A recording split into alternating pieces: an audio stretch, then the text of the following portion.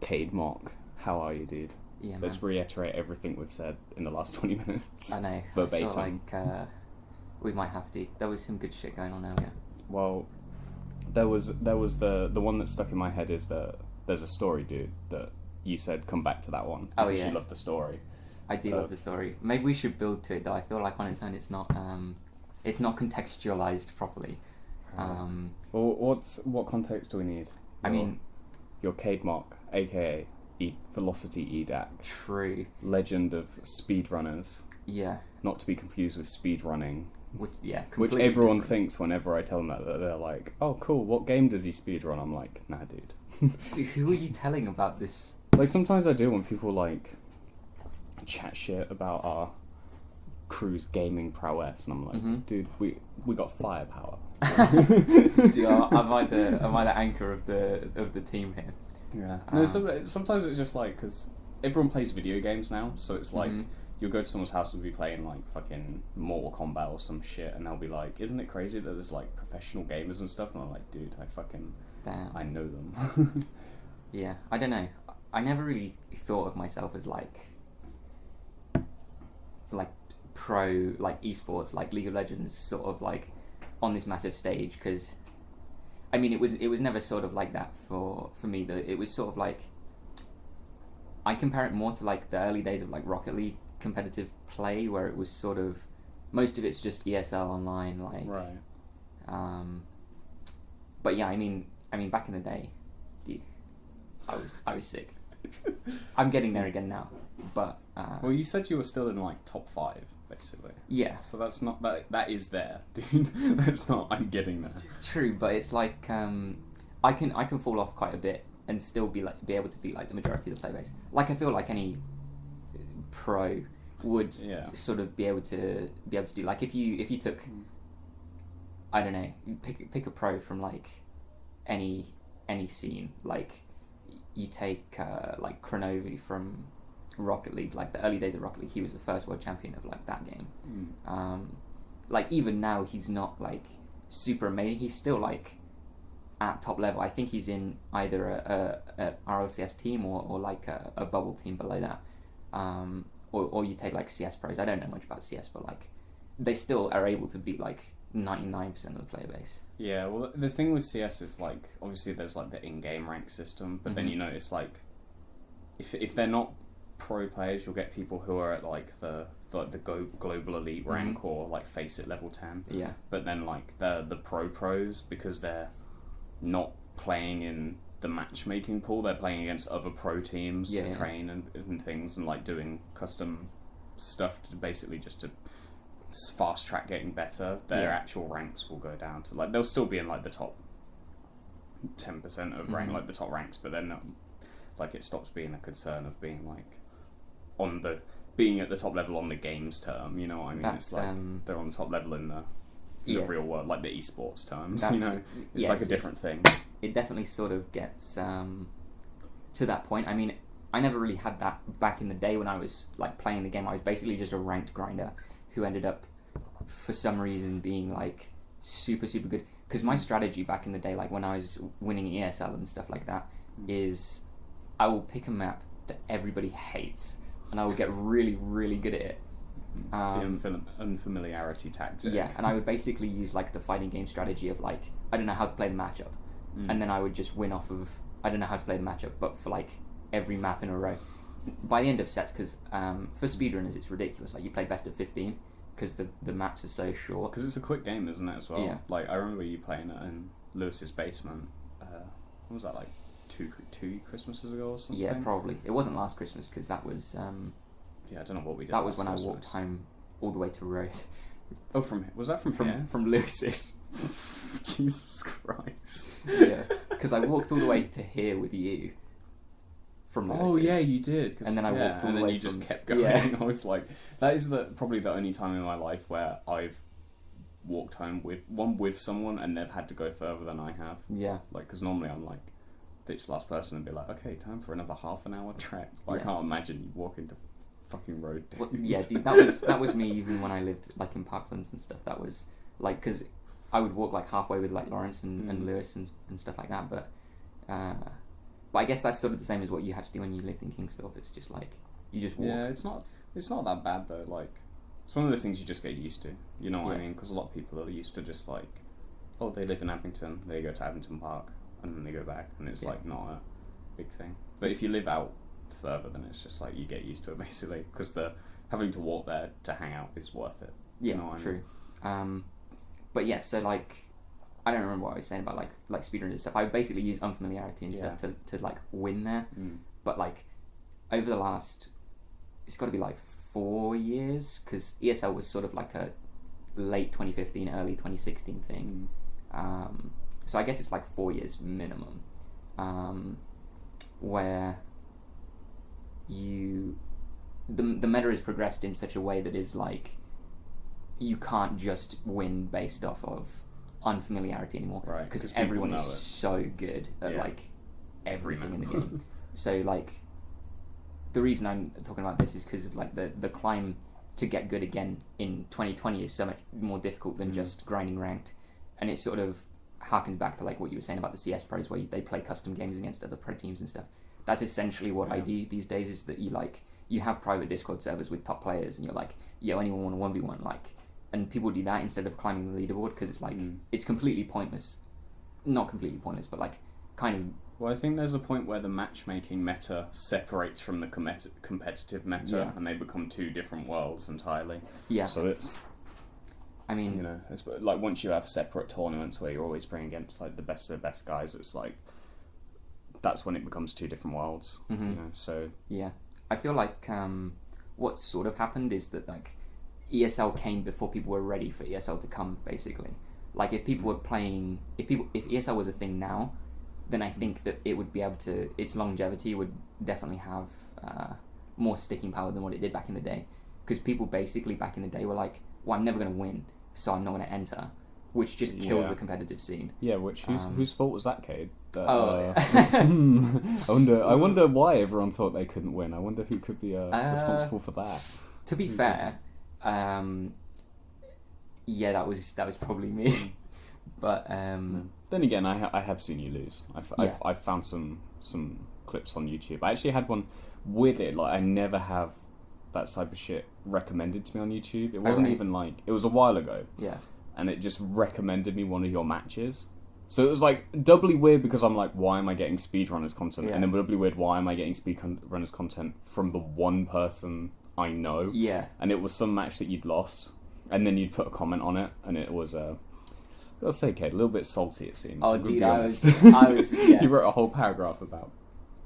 It wasn't like outright salty, but it was the type of salt where I'm like, you're being like, oh, good game, man, but I can tell underneath you were like, fuck this dude. Was this like an old comment, like? Yeah, it was it was old as fuck. Yeah, I'm very sure. I can't remember exactly when. Yeah, I feel like I know the match you're talking about and everything, because I vividly remember like commenting on the video, being like, this is so dumb, because like, okay, so King of Speed is like the big tournament series, or at least it was before the Velocity stuff started, in Speedrunners, and so the King of Speed thing, it was run by the publishers of the game TinyBuild, from the makers of Hello Neighbor. So they would run it, and then honestly, they're good at publishing games, but they're so shit at running a tournament. So I was in King of Speed Season 2, because I wasn't good enough in Season 1. So Season 2 rolls around, and I'm like, sick. I've just come off the back of like winning like 10 ESLs in a row, like I grand finaled 19 of them, like I'm set up to like do really well in this tournament. TinyBuild is just like middle finger to me, basically, because the way they run a tournament isn't with a bracket. They just invite people until they get bored, and then when they get bored, they say, well, this person was the winner of this match, he's the King of Speed.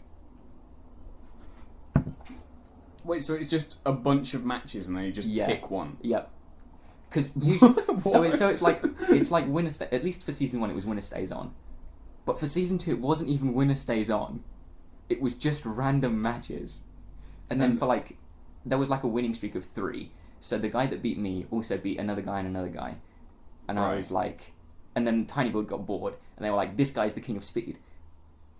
Oh, so it could have just basically it just goes on as long as they want to keep going. Basically, that's so. But weird. the crux of the story, and the reason I was so salty, is because the publishers reached out to me and was like, "Yeah, we want you to play a match." Because I just made a post on the Steam forums, like, "I'm the best. I'm so good."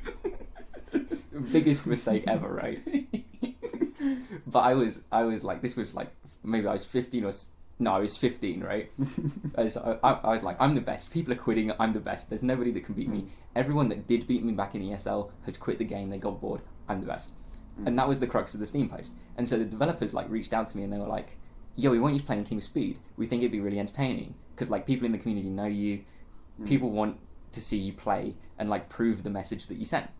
Because a lot of these ESL matches were like unrecorded. You get, oh yeah. So I was winning them, and there was like proof. I bring them up every so often. I like post screenshots in Discords, like, oh yeah, by the way, I was still the best back then. But yeah, so they were like, we want you to prove yourself, and I was like, okay, cool. We're gonna put you against this guy, Grafiknes. And I was like, I know Grafiknes. He's made a couple maps for like the community, like ranked pool or whatever.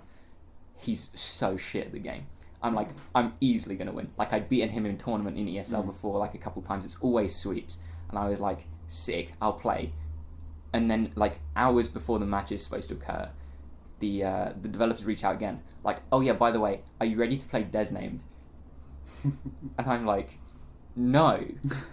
No, I'm not ready to play Desnamed. The match up on you. Oh. Because what happened is, like, Grafiknes cancelled or something after he heard that he was going to be playing against me or something. And so they found another guy.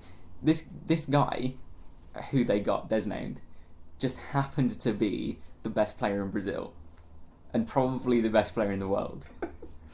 And so I was like, okay, I will still play because I have nothing better to do, but this is going to be significantly harder. Obviously, I'd done no practice because I was playing against Grafiknes. Yeah. So I just got absolutely steamrolled by this Brazilian dude. Obviously, he was the better player. He still like is considered probably the best of all time, if not the second best of all time. But at the time, he was kind of not considered that way because he wasn't participating in the tournaments. Yeah. And so I go into the match. Like I said, I get steamrolled, and I'm super salty because the developers have just fucked me over. Yeah, so you're already in a shit mindset going into it, basically, because you weren't. If I'd have known that it was going to be Desnamed from the start, then I would have been putting in like 10-hour days of practice to like be on the right. Yeah, and like because everyone sort of has a YouTube channel where they upload clips and stuff, and I'll be like, okay, what clips has he got? Like I'll practice the maps that I know he's good at, so that even because tournament nerves is something that I have an advantage over because out of probably any speedrunners player ever, I have the most tournament experience. So, like, tournament nerves and stuff, you'll know this from Evo Northampton. What a great meme that was. That just existed for... Did we even finish fucking... It wasn't even Evo Northampton. Let's just clarify that. It was Evo, our friends group, basically. But, and we just called it Evo Northampton for, like, the meme of it. Yeah.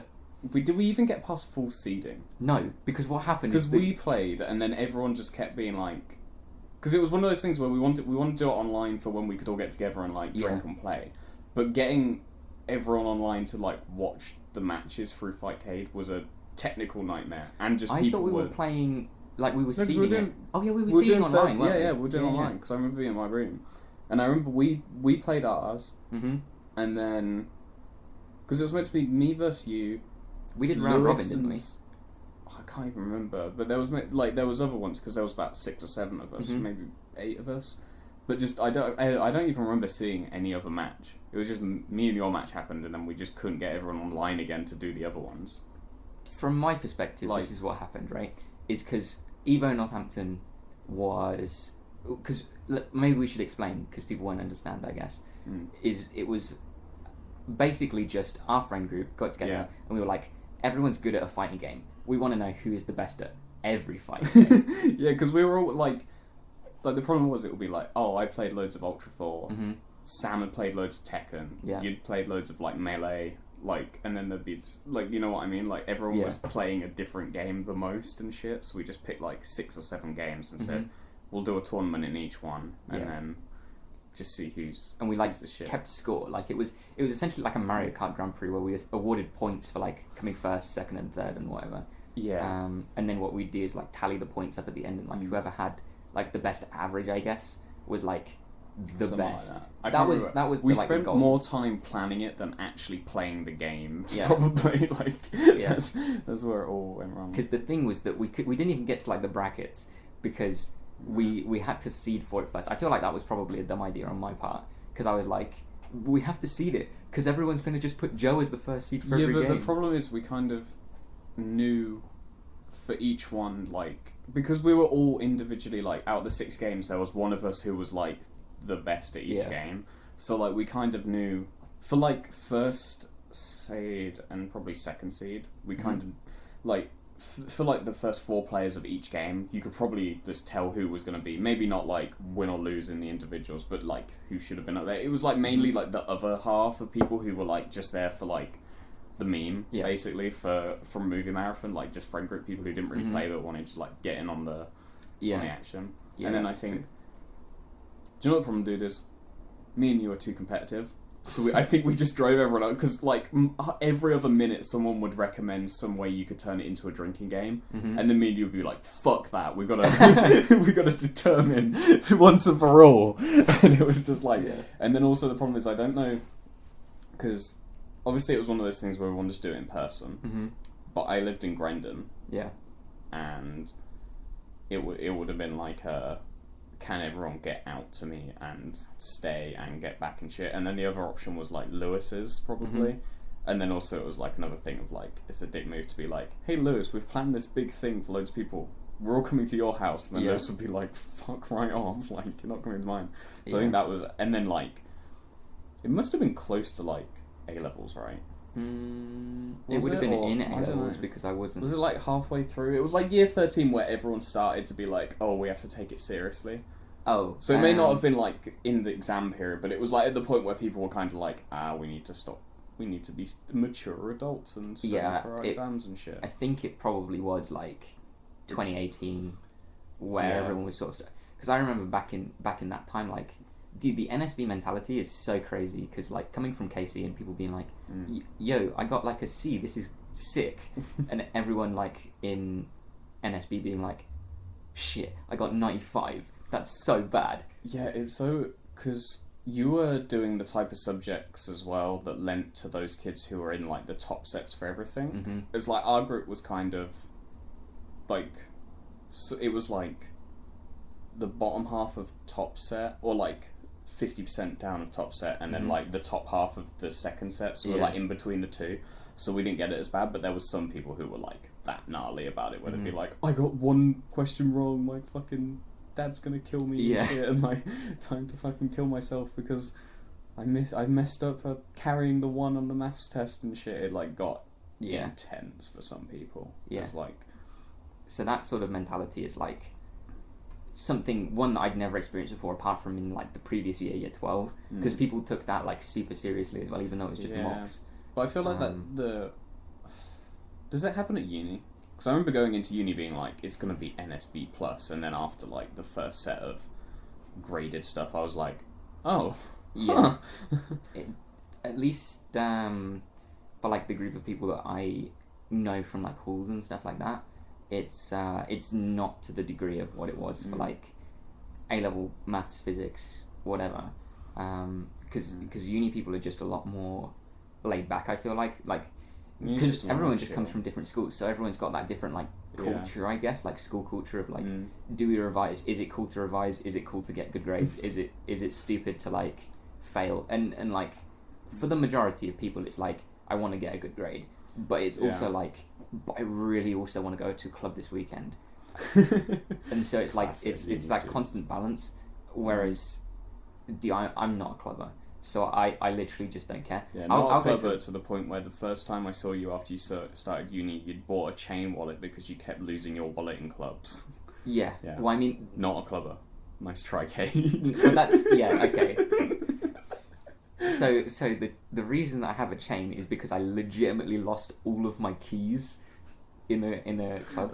This was like in Freshers Week, and so what happened is my mum phoned the club and was like, my son's lost his keys. Like, can I pick them up, please? Or can you post them to me? And so my mum ended up, like, for some miracle, the keys were not, like, just picked up by some, like, crackhead. Damn. And they were actually just left on the floor. And so I got all the keys back. And then I told my nan, and my nan was like, here, take this keychain that I've had for, like, 20 years that I've been using for, like, holding on to... I don't even know, because it's legitimately like this chain that my nan gave me, and I'm like, what on earth were you using this chain for? Because it looks like a almost a fashion accessory. Yeah. Like, you know what I mean? Like, it looks modern. Yeah, I know. The fact that it was your grand's is kind of like... Yeah. She was ahead of the curve, dude. I know. She was... Well, fashion comes back around. But yeah, so that's the story of the chain. Like, people say as well, like, I wouldn't wear the chain unless I had to wear the chain. But it feels really weird nowadays, like, to not have it, because I'm like, I don't have my keys. It's like people who have, like, wear watches. Yeah. Like, and then they have to, like, if they have to take off their watch, they're like, oh, I feel naked. Yeah. Yeah, it's a strange thing. I noticed that in, like, I used to get that really bad in, like, skateboarding and shit. Like, I'd get... Just, like... If there was a day where I, like, couldn't make tricks, I'd blame it on, like, oh, I'm wearing a different pair of socks. Or something, like, it'll be that specific, like, that's quite down funny. To things like, oh, these new shoes, now I can't do this trick anymore, or, like... I actually remember you saying that word for word about something in year 12. Yeah. It was just like, I have new shoes I can't do. Yeah. But there are certain things, because shoes are shaped differently and boards are shaped differently, that make certain tricks harder or easier and things. Yeah, but then you look at, like, now your it's previous pair of shoes and they've got, like holes in the front. Yeah, and they were broken, dude. I can't do my tricks. I'm like, how the fuck were you doing your tricks before? Pure 100% board feel. Yeah.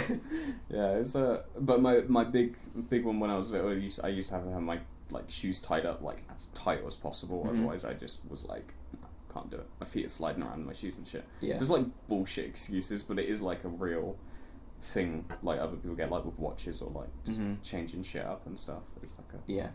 I definitely think that, like, it's super weird to not take my keys somewhere, but I can't have it anymore where it's just in my back pocket. I have to have the chain, because then I can look at the chain and go, I have my keys. And it's sort of like that, what do they call it in, like, babies, where you get to a certain age and then you realise, like, object permanence. It's like that. They're still there even though you can't see them. But I don't have that with my keys.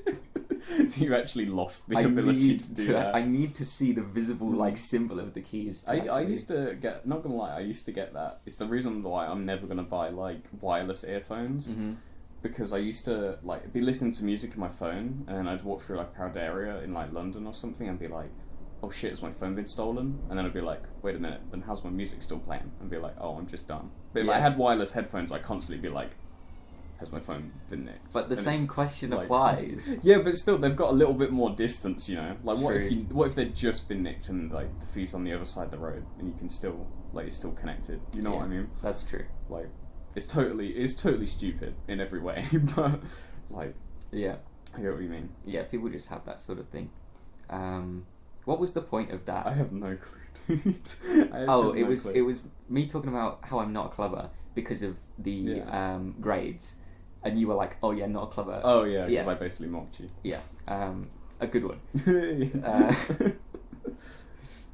Yeah, so like, I'll go to a pub any day over a club. Like, just being able to actually hear yourself think and just being able to talk. Yeah. Did me and Felix tell you about the exhibition we went to? No, but I was listening to the podcast. Yeah, I don't know whether we said it on the podcast about how loud they were fucking playing music in there.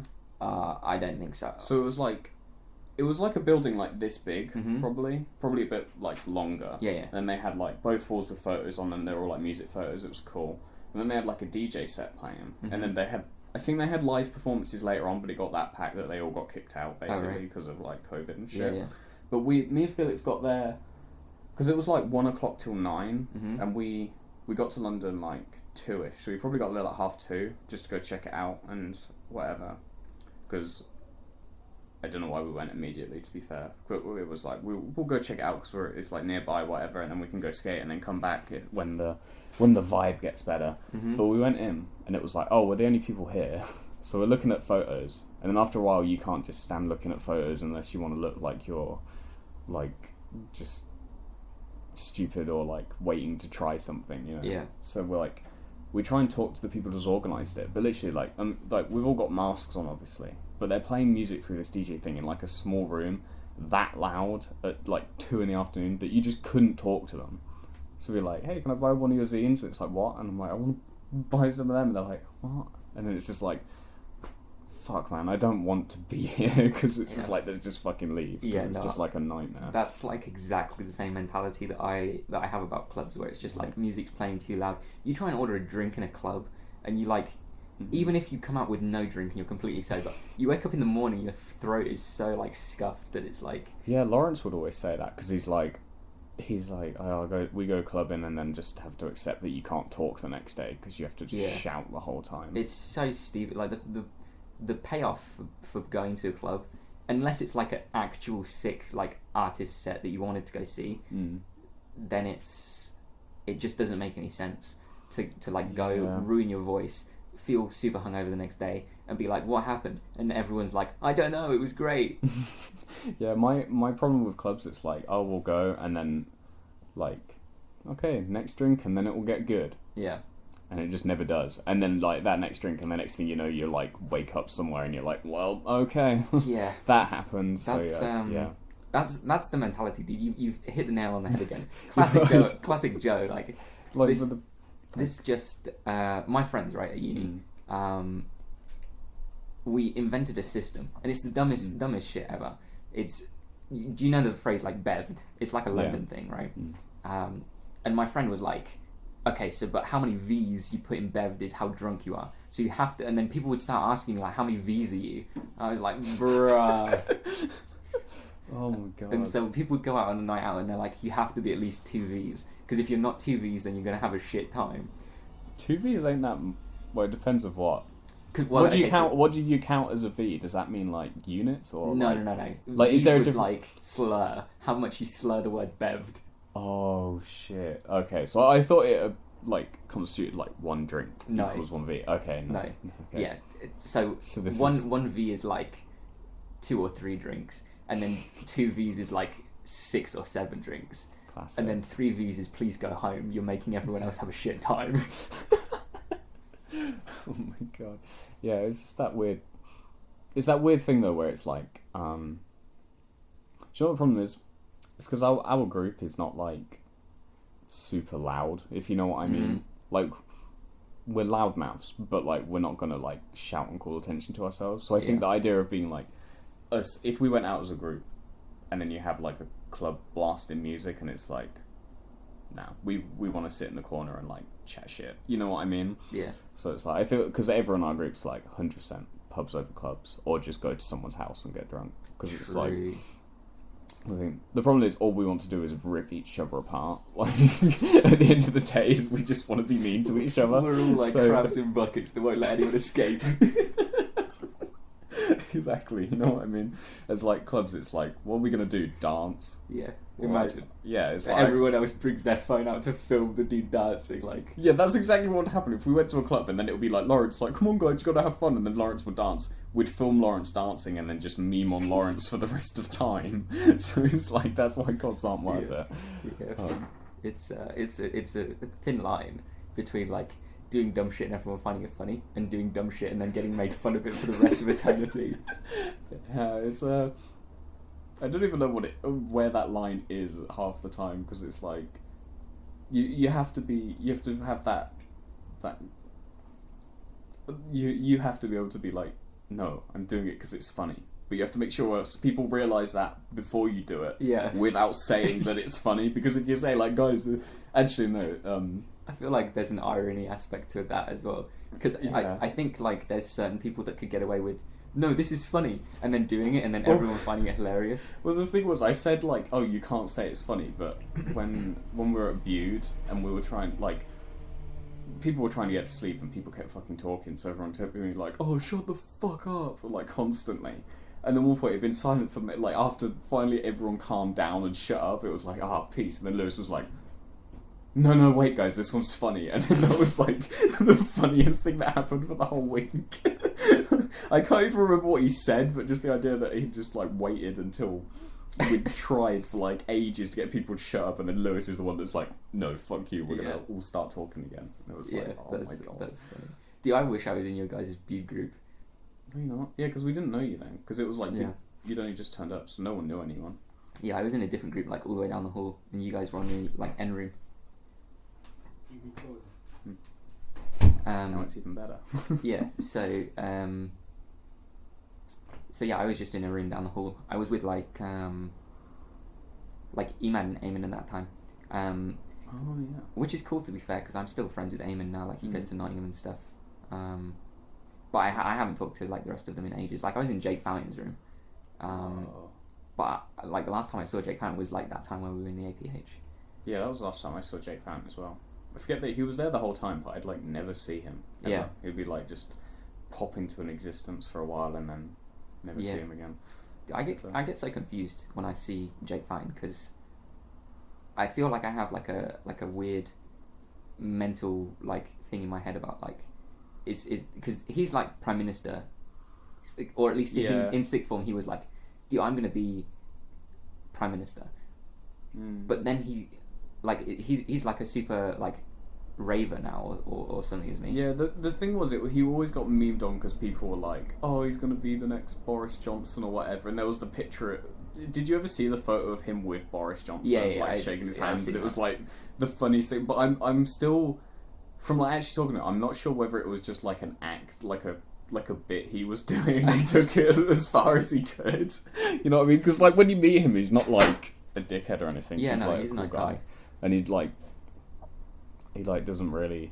But then again, I do remember in like year 8 we were in geography, and it just for like a period of time he'd always be reading this book about Margaret Thatcher. So it's like one of those things where I don't know whether it's like, I say this about everyone. I think I just like see like things as being funny, and I just can't take anything seriously. I think it's wrong because I always say this thing where I'm like, either they're the best comedian of all time or they're just dumb. Yeah. And then I'm just starting to think like maybe I just can't take things seriously anymore. Maybe I've just lost the ability to be like, just at this point nothing's real, and I'm just like, well, this is the thing, is that I wish that I had that sort of in the back of my head where this guy could be the like mastermind comedic genius. But every time I see something like that, I'm like, dude, this is the dumbest thing ever.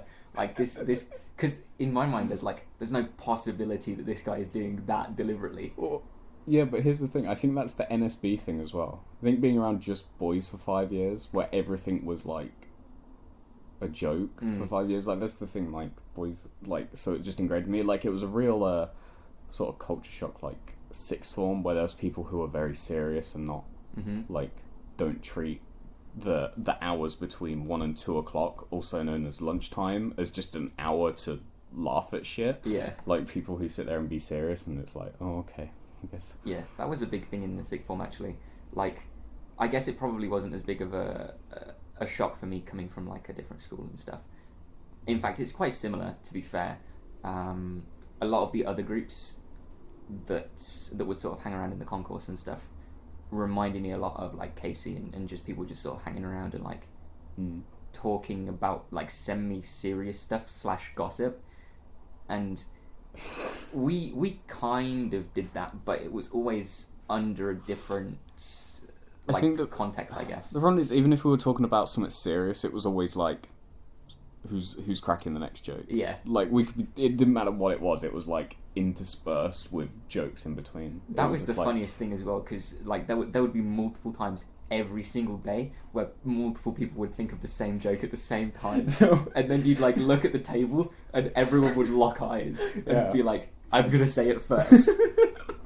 Yeah, that was the point. That was like the peak, and then by the end of sixth form it was like, it's too much. We're too in sync. 7 years is the limit where it's like we have to regroup and find other shit and come back to this is why keep it was fresh in like, some way. Ridiculous that that by the end of that 2 years I was also being like, this is the joke, guys. I know what the joke is.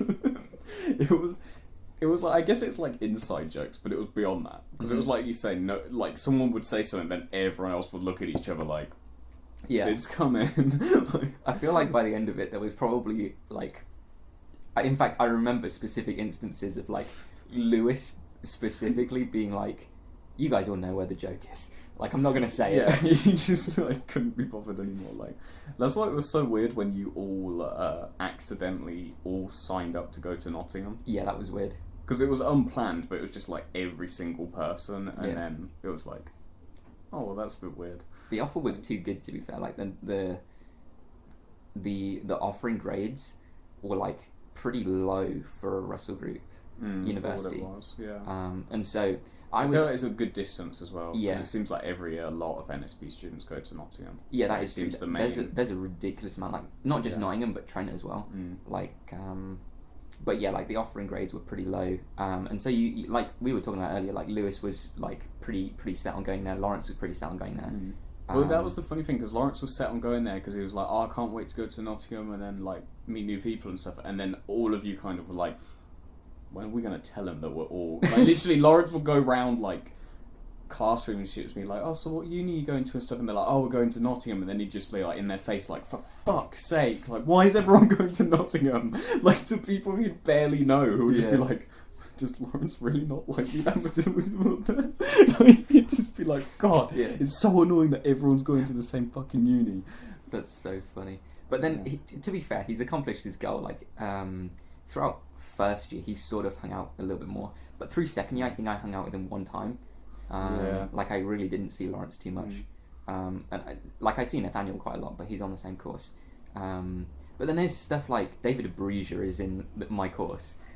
And it's like, God, I didn't know that he was going there, and I only talk to him occasionally. Like, I'll see him and we'll be in line like waiting to go into a theatre or whatever, and it'll be like, oh yo, what's up, David? And David will be like, hi, like, what's going on, Kade? And I have this like primal urge to say happy birthday, but I have to hold it back. Honestly, because I feel like it wouldn't make any sense. Like, he stood with like uni friends. And I'm like, happy birthday, and he'd be like, oh, thank you. He'd go with it as well, Yeah, but then he wouldn't would. explain it to his friends. It would be so amazing. Like, honestly, because me and Felix, I think, want to go up to Nottingham at some point for, like, go hang out with you, Lawrence, and shit, and just generally cause trouble. And it would complete that, like, probably what will be, like, a weekend or something. It would make my weekend to go up there and see David Abruzia. And just to get to tell him happy birthday, dude. It would be the best thing after...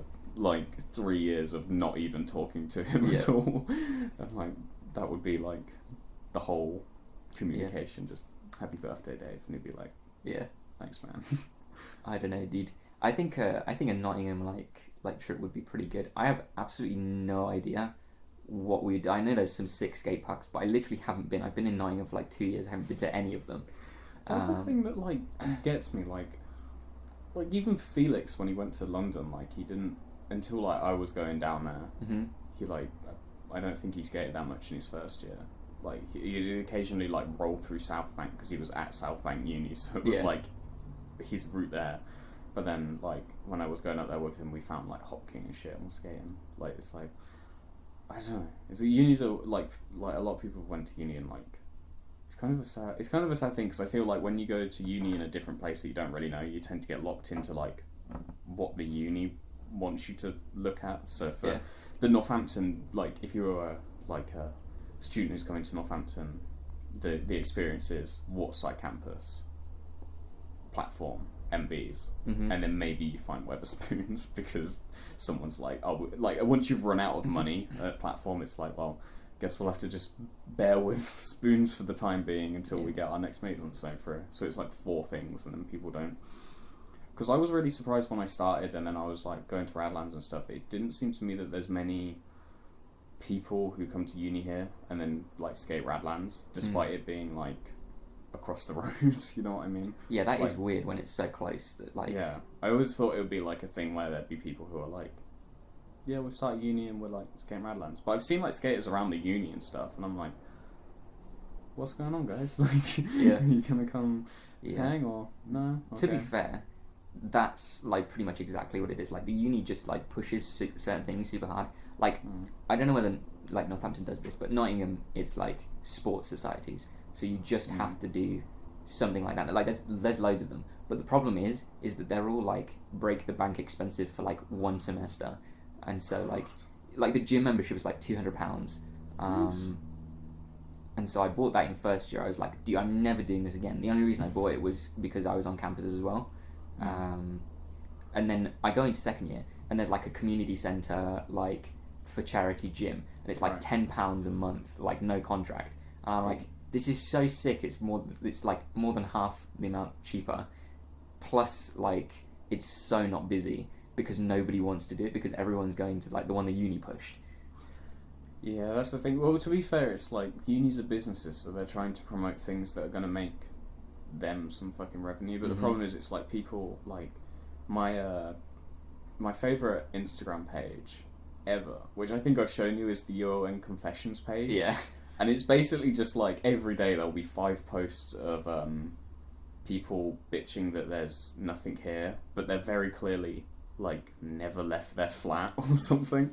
And then the other post will be some absolutely like beyond disgusting shit, like absolute, like I've seen a couple absolute of those like animal shit. Like, I love to post them in the Discord because they're just like, because it's like there's some stuff like there was one on there where there was like some guys like, I dropped my flatmate's like toothbrush in the toilet and then we just left it and he used it for the rest of the year, and I'm like, you know, good clean fun, right? Yeah, nice. Just average shit. But then there's some other stuff on there where you're just like, this is beyond fucking crazy. Yeah. Like, did you see the one about the girl who got really mad because she was trying to sleep with some guy, and basically her tactic to sleep with him was to get him really drunk and then just throw herself at him.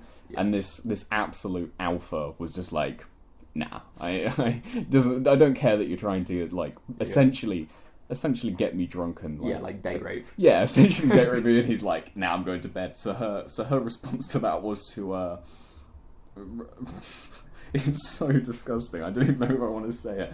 Like, it was just to like rub her vagina on his door handle. Like, it's like, you know, it's just like, what? It's like to the point because when I found it, I was half expecting just people like, oh, I got like I expect that post to be from like the guy's perspective, being like, this girl tried to date rape me and then found out she was doing this gross thing. But it's from her perspective and she's thinking she's in the right. She's like, here's this thing I did, and everyone's like, I can't believe this guy wouldn't sleep with me. Yeah. So here's what I did about it. And it's like, what? And then there was another great one recently where she was like, there was a girl who literally the post was like, broke up with my boyfriend on his birthday, then like slept with like a bunch of people like the day after.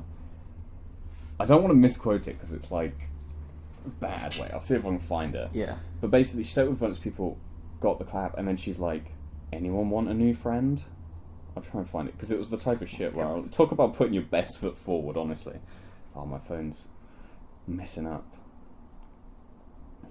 UON Confessions page. This is true UON culture right here, dude. Alright, I'm ready.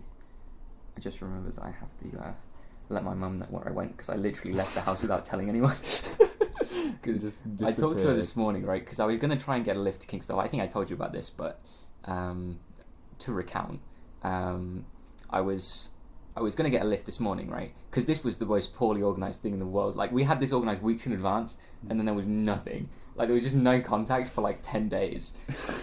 And so the problem is that I'd mixed up the days, and so I thought that tomorrow was going to be the day that we did this, and you thought that it was going to be like the day after that. Oh, I lost so much like track of the days, dude, because I think it was the fact that I had like because it was my birthday on Tuesday, and I think I was thinking like in my head like, was it actually? Yeah, dude. Happy birthday, man. Thanks, man. But normally I just book one in every day, so I think that day off, and then doing the day after like with a hangover, and then that one got cancelled because Gab was ill. I hope he's well now. And then I was like, in my head, for some reason, I thought I had Suede on today, then you tomorrow. Yeah. But then that was just completely wrong. Yeah. And then I didn't get your text being like, we're still doing this tomorrow till this morning. So I was like, yeah, man, can't wait for tomorrow. And then you're like, no. Yeah, it's I almost didn't come, to be fair, because I was just like, oh, this is terrible, dude. I don't have a way in. I have to get a bus. It's like I have to wait an hour to get from where I live to like town. And I have to walk another half an hour to get to your place. It's like, bruh. But also, like the big thing was just like, I had this organised for weeks. If it was just your fault, and I was like, "This is your fault. You can hold this." Like, yeah. But it was also like kind of my fault, so I was like, I sort of have to go. And lo and behold, here I am. Here we are. Recording this while I'm trying to find this fucking post. If it's been removed, I'd actually be shocked if the guy who runs this page decided that one was too far. Was the line. Like, that's the line that he wasn't willing to cross. Like, this. She probably got ripped apart because it was proper, like... I mean, that could be the reason. Maybe they didn't like the post. Maybe the person... but it's still, like, it's anonymous, so it's like... Put it up. Yeah, but I mean, maybe I don't know what the post is, but maybe it was, like, specific in some kind of way that, like, people who knew her would, like... Oh, you found it. I found a different one scrolling through.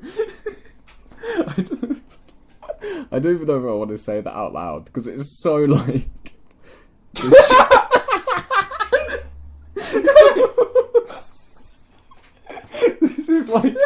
This is the state of the world. No, I have to read it out because people are sitting there like... To her, this poor girl who has to live with this for the rest of her life.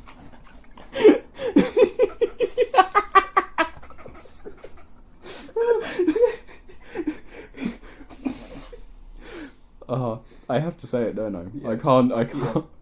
It's too good, dude. So, right. Quote. I had a guy come in me and then immediately start playing Five Nights at Freddy's on his phone. And then there's like the shocked face emoji at the end. One column. That's gold, dude. It's so fucking funny. On his phone too. He's got his priorities straight, man. Oh man. It's just like insane. Like, the UON. Oh god, the amount of stories I've heard from like the cleaners and shit, and just like people. It ain't a good place, man. I don't know. Yeah. Do you talk to like staff? Yeah, no, because basically when we were doing the musician series, it will be like Wednesday evenings normally, because like people are busy, so to get them in, it would just be like, well, we're free all Wednesday afternoon, and then like, oh, I'm finishing work at 5 or whatever, it'd be alright if come at 6, and then we'd do the shoot, and then the shoot would take an hour, so it'd be 7, and then we'd be in the dark room for like an hour developing, and then we'd scan them, and that'd be another hour. So most Wednesdays we were leaving uni at about 9, 10.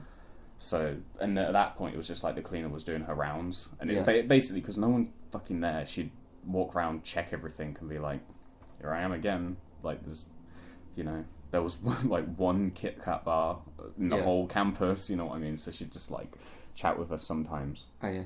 And just like tell us the horrors of the dorms and stuff, and just like how like the stereotypes about students are 100% true about how dumb some people are. Yeah, I have a picture to show you, and maybe we'll do it after the podcast, but it relates completely to what you're just saying, because I moved some stuff up to my new house in Nottingham like a week ago with my dad, and people have started moving back in. So one of my housemates was like, the state of this house is unreal, it's like unlivable, I'm going to clean everything. Right. And so he starts cleaning stuff, and while he's like taking things off in the living room, and like there was a throw over the sofa. Throw over a student sofa is like danger territory anyway. Yeah. But so he takes this throw off of the sofa, and he sends me the picture of like what the sofa looked like underneath. The sofa is you cannot tell what colour this sofa is supposed to be. There are so many stains on the sofa. Let me see if I can find it, because it's so like, it's actually ridiculous that like students are like toddlers. It literally is. There was a show that I watched a while ago, like and they put all of these like basically tiny children, like from 4 to like 12, and they just let them run loose in this house, right? And there's like crayon on the wall and shit, and like what type of TV show is it? It's like a TLC thing from like a decade ago or something. intelligent television man. Oh, I didn't save the snap. Oh well. But yeah, students are literally exactly the same. Well, they'll just do shit and go, uh-oh, well, there's no parent to tell, so I guess I'll just leave it forever. It's like, there's coffee stains everywhere. It's like, well, it's maybe 10% coffee and like 90% alcohol. It's like, why wouldn't you just tell at least the landlord? Like, the landlord's not going to do anything apart from like maybe take away the £100 deposit that you put down, which is like nothing in the grand scheme of like, I would like a sofa that is clean. Well, true. No, one of the favourite stories I got told by the cleaner was she went in one morning and some girl just didn't know how to use the toaster, like at all. Like clearly, like proper. We get a lot of like the movie Crazy Rich Asians. You know, like we get a lot of that. Uni, so there'll be like kids walking around in like hella expensive clothes in like the first weeks and stuff, but they also like are used to having like cleaners and butlers and maids that do everything for them. So she just this girl, to be fair, I don't know whether she was Asian, but just didn't know how to use a toaster right, and then the cleaner had to like teach her how to make toast and shit. And then the next time the cleaner goes around, the girl obviously meant well. She left out some toast and made a coffee and left it for the cleaner, like with a note like, oh, thanks for teaching me how to like cook or whatever. And the cleaner was like, I wouldn't call that cooking, but okay. And then the cleaner like literally looked around the kitchen, was like, I ain't eating this, I know where it's been. Like just binned it, like was like, nah, not touching that shit. That's it's so, yeah, I don't know. That's actually completely true. Like, I don't know whether you're, because University of Northampton has halls, right? Yeah. On campus. Proper nice ones as well. Yeah, it's like a big, it's a new build as well, isn't it? Yeah. So, University of Nottingham, on the other hand, is like been there for like at least 50 years, like maybe longer than that, right. For some halls, and all of the dorms are just disgusting. Like, you go in. That being said, nothing compared to private accommodation. Private accommodation is the most vile shit you've ever seen in your life. But halls is like all the shared kitchen and stuff, and the shared kitchen, for some ungodly reason, was on the basement floor of my my halls building, and so you would go in there and it's like the lights barely work, and you go in and there's this tiny like mini kitchen and there's like cupboards, but there's nothing in the cupboards because obviously like nobody uses the cupboards for anything because everything's in everyone's rooms. Bearing in mind there's like 40 people that live in this like hall and they all have to share this one kitchen, and so you look at it and you go, I do need to use the microwave. And so you go in the first week and you're like, sick, microwave, you use it, and then you come back like 2 weeks later and the microwave is blown up. Like there's just shit all in the microwave, and like the somehow, right, because microwaves aren't that complicated, there's just a thing and then it spins. The spinner thing was broken. How do you break a spinner thing in a microwave? They were doing some experiments with that shit, dude. I don't understand. And they're just like putting random stuff in there to see what happens. I guarantee it was just something stupid, like someone put like a can of beans in there or something and was like, I'm gonna just do it like this because this makes 100% sense to me. Oh damn, it's wild shit goes on. Like, it's funny you say like, oh, they're like toddlers. Do you know who are also like toddlers? Who? Fucking old people, dude. True. Right. Do you remember when I used to work on like Caravan Park? Yeah. At the receptionist thing? Yep.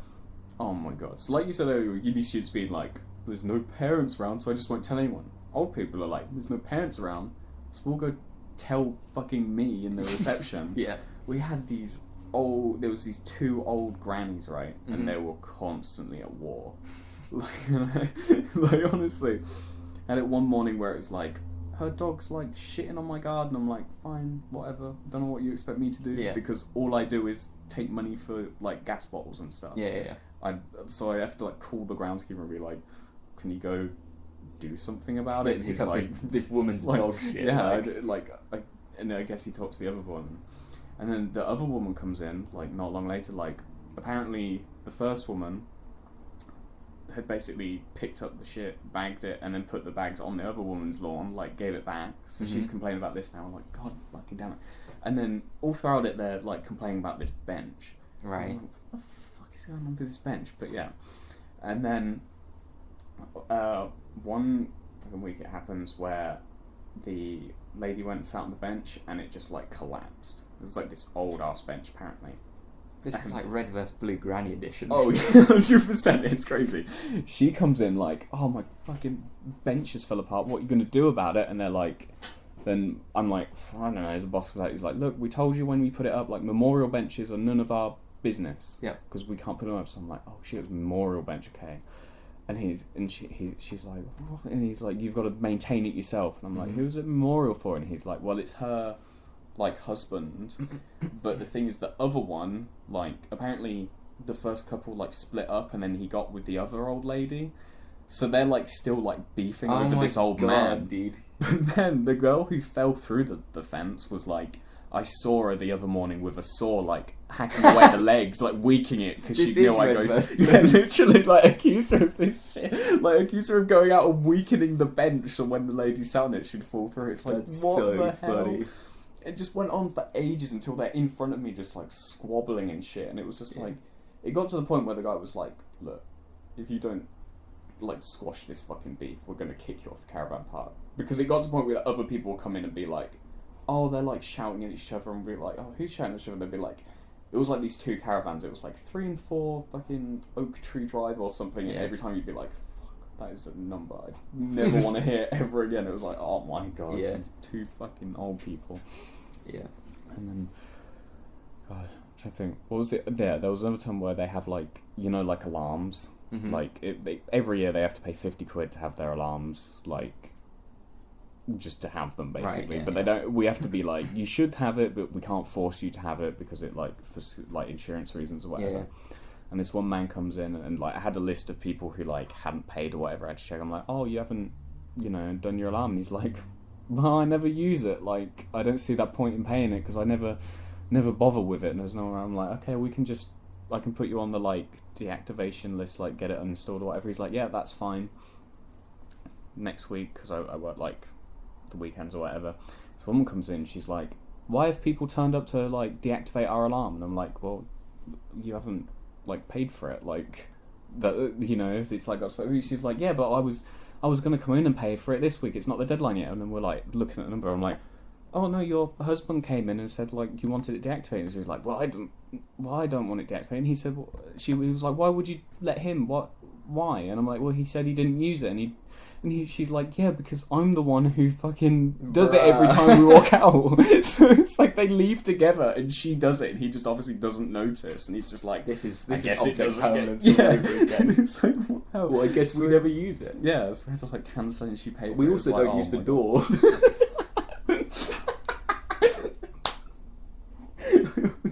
It was so, like, the dumbest shit, honestly.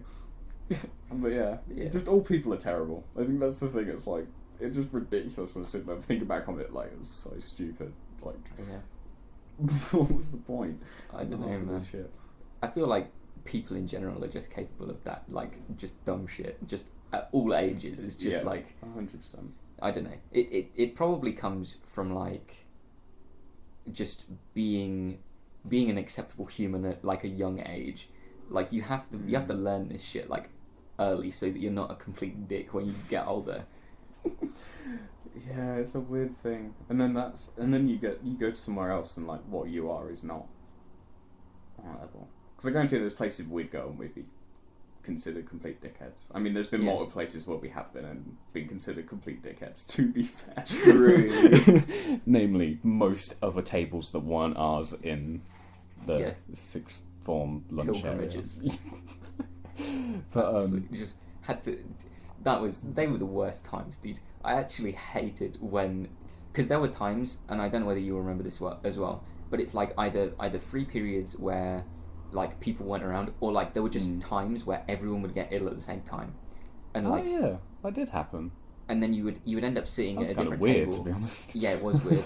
And so I'd come into, like, sixth form one day, and then I'd turn up, and, like, Sam would turn up, and that's it. And then nobody else would turn up, and we'd be, like, sat at, like, a different table in the concourse, and we'd like glance at each other every now and again, like, what is this ungodly hell? Like, how do I join in on this conversation and add anything? Because all it was is just, like, people talking about shit that just, I don't know whether it's just me or whether it's just like our group is so like I don't want to say like toxic towards each other because it's funny, but it it was 100. Here's the thing: is like when I met up with Ollie, he was like, it was kind of toxic, and I think it was toxic if you weren't in on it. You know what I mean? Like it was just like accepted that this is a war zone. Yeah. And it was like you're free to leave. You know, it was like this weird thing. Yeah, but then you can't do that at other tables, and especially like if you remember like Sixth Form Sam. Sixth Form Sam was one of the hardest people to have a conversation with because he was only references. Oh yeah. Like he's gotten a lot better about like since he's been in uni to like talk to people normally. Yeah, but like back in Sixth Form he would like say something and then he'd like do the Eurobeat theme and then he'd be like, sure you can, and it's like none of that was related or even English to anyone else. And then to him it like makes complete sense. He was just, you know, like something that's... He was our, like, sound effect. He was a soundboard. That's all he was. He was just a sound effects machine in the background while we had the conversation. Like He'd add to it in that way. Yeah, they'd be a joke and then the Raging Demon sound would play and you'd be like, where the fuck did that come from? It's like, Sam like stood up behind his chair, like, doing the moves. Yeah, 100%. So it was just like... Yeah, it was that weird thing. It was one of those things where it was like, at that point, you needed everyone there to have the dynamic of what everyone added to get it full force. It was kind of it was a weird thing getting like you're saying, like free periods where it'd be like, oh, I have to hang out with other people. Yeah. Which was like fine sometimes because sometimes you could like. Do you know what the strategy was? It wasn't to get on their level. It was to be 200% what we would be and bring them into our world. True. And you'd give them that little venomous part inside of them. They were allowed to let it out for those 45 minutes before their friends come back. You'd just let them do it. And that was funny. Was it me and you that used to have free period with Poppy? Yeah, because she ditched Shrek. Yeah, and Shrek was the other one. That was those free periods were pretty good. There was a conversation about like dread to imagine. I'm actually like processing right now to figure out where the conversation might go and if it's even worth saying like on podcast. Because it was definitely just I didn't even know. Okay, that was one, and we don't have to continue any further than like the like what do you call it, like the blurb. The synopsis of the. But there was this one sprec, right? And I must have come in like halfway through, and I just come in, and the first sentence I hear is like, "So you like giving pain to like during sex?" It was just some like, yeah. Me and Poppy used to talk about sex all the time. Yeah. Just to hash it. I think it was a fun thing to do because normally we'd have to listen to Lawrence talk about sex. Like, you know, like the meme where he's strapped down in front of like the big screen monitor. It's like the projector on a brick wall. It's just Lawrence talking about sex. No, you know what I mean? It was one of those things where it was like talking about it with the main group just made no sense because it was just it was just who can say the most horrific shit. Yeah. Like, you know what I mean? Like, as boys do, so it didn't make sense. But to actually bounce those ideas off of a girl just to see what it was, it was just like, I don't know how it got to that point, but that's what it became. Yeah. It started off like, I guess we should revise and I vaguely know who you are. And then it was like the most personal, weird, fucked up conversations you could have.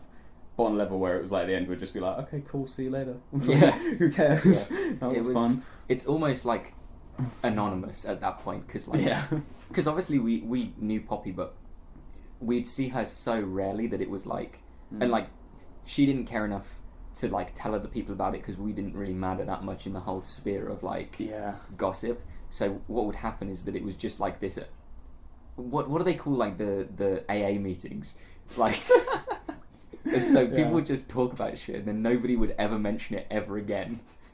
Yeah, it was a good way to like bounce ideas, whatever it was about, to someone who wasn't necessarily just going to turn it into a meme 100%, although it partially was at the same time. It was a good time. That's kind of true, to be fair, but I think that like about like there's a massive difference between talking to guys and talking to girls about everything. Like it's always the best feeling when you can get a girl in on a bit, especially girls who are like not like, if you can get like a, I don't want to name drop anyone. Okay, don't name drop. Just like, if you can get someone, you know, the type of person who's like, I don't want to say like easily offended because that just sounds like cringy, but like you know, the type of person who's like everything's like very serious, and it can be that you ride the thin line of like, you're either gonna know I'm joking and laugh, or you're gonna label me as an evil human being, and it's all, and it just, but it's just like that. How close can you fly to the sun to get that is, I feel like that's like something that a lot of us have in common, actually, like in that group, where it's sort of like how close can you get to like just really, really like edging the line between like being banned from this human's life, or just like having these hilarious jokes with them that they wouldn't have with anyone else. That's well, that was what Bude was. What was it like before we? Because it was like the activity groups was like a part. It was boys and girls mixed to try and get us to actually like make new friends or whatever. But it was like, were you in our activity group? I can't remember. Oh, I was with... Did you miss out on that? Well, okay. So what happened in my activity group, right, is that we were with. So I was with Eamon and Emad, right? Fun fact. They didn't like their activity group, and they complained incessantly to get it swapped, to the point where we actually got swaps. Wait, were you the guys who swapped with our ones? Because we had a swap out as well. Maybe. Did you have Alice Muddyman in yours? Because she was on ours originally. The ginger girl. Well, what ended up happening is that... Because we had a swap as well, I remember. We ended up with Neve Quinn and like her friends. Oh, I think you did swap with our group, because Neve was in ours as well, on the original thing. But it was some... We got told it was something to do with like an ex-boyfriend they were trying to avoid or something. That was funny, because it's just Emad complaining that he didn't want to be in the group. Amazing. Like, that's so funny. But yeah, our one was... there was Lawrence, me, Sam, Rory, and I assume Lewis was there. And then there was... 3 girls who, I won't say their name because this is probably a traumatic experience for them, given how stupid we were. But Lawrence was like, before we went down to that first night, we was all I think we all did it in the same room. We were sat in a circle and we'd play like icebreakers. But Lawrence is like, guys, wouldn't it be funny if we like go down and just act like complete spengs? And they just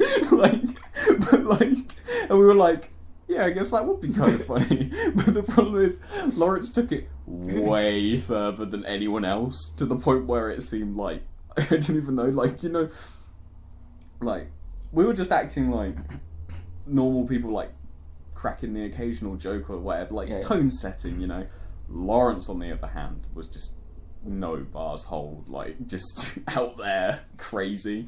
And it was like, we walked back like, oh my god, Lawrence, I think they actually think you have like a learning disability at this point. Like, it was that insane.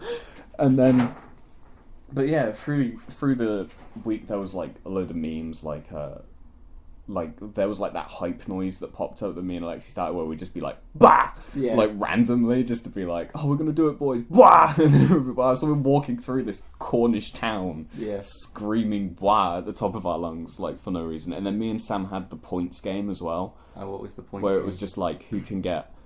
It was kind of like, you know, like King of the Road, but there was no list of challenges. It would just be like on the fly, like, oh, I bet you can't do this or whatever. And then when we were in the, you know, the rowing boat one in the river, it was like, oh, I remember this. I think I was like ahead, and I was like, equalise the points if you drink a cup of the water from this like the fucking canal. It was so grimy as well. Sam did it, and then as we go further up, there's just a dead herring in the water. After Sam had drank this cup of water, and there's like we were laughing about it afterwards, and then the girls over here like, oh, what's so funny? And I'm like, well, Sam drank the water, and they're like, what? That's not funny. He could die. He gets sick, and I'm like, well, he's fine now. And yeah, it was just like it's funny up to the point. Yeah, like he never got sick. He was all good. Yeah, but yeah, it was just like ridiculous shit, and just to the point where they just like apparently Rory stayed like kind of friends with them, and we would record back, and he was like, no, they actually hate you guys. Like they didn't find a single thing funny about that week. They just thought they just got stuck with the worst. Because I guess in their heads they turned up and they were like, oh, we get to meet some like cool lads who are part of the guys. NSB things. Yeah, some people who might like teach us a few things about how it works at NSB and like help us along or whatever. And or just maybe we'll meet some respectable human beings. It was like, no, you're not getting that from us. You know what I mean? Yeah, I don't know. Like back in that early stage of year 12 it's sort of like it's almost hard to remember because it's not like what I ended up like who I ended up being friends with in like, well, I'm still friends with everyone that I sort of was friends with at the beginning, but it's very different than what I came out with than what I went in with. Yeah, I can imagine. So like thinking about like what happened at Bude and stuff for me is like, well, nothing massively crazy happened. We had like Matt in our group, so Matt King. Yeah. So like things would happen and then everyone would go, Matt. But it wasn't like funny, it was just stupid. Like well, that's what everyone thought about our group, dude. It's not funny, you're just stupid. That was how it went down in the long turns out they're wrong. It was hilarious. It was those good times, honestly. Yeah, I don't know. It's super annoying. Like I probably said it like 2 or 3 times already on the podcast, but it's like I wish I was in you guys' Bude group. It would have been so funny. But you guys had Adam Alcock instead as well. Yeah, Adam Alcock was... Yeah, I don't know whether he was in our activity group, but he was in our room. Yeah. He was... Adam Alcock's a legend. Yeah, I do like Adam Alcock. I love Adam Alcock. He is... I didn't have too much interaction with him, but every time I did interact with him, he's like just a super chill guy. Yeah, he's awesome. I'm like, damn, dude, that's so sick that you just... that whatever he was doing, it was always like, damn, it's good to hear that you're just like doing your own thing, man. And he's like... Yeah. He didn't give a shit about anything, like, basically. Posted a picture on Instagram like a train. I'd be like, damn, dude, like, I have no idea what this means, but, like, sick that you're doing it anyway. Yeah.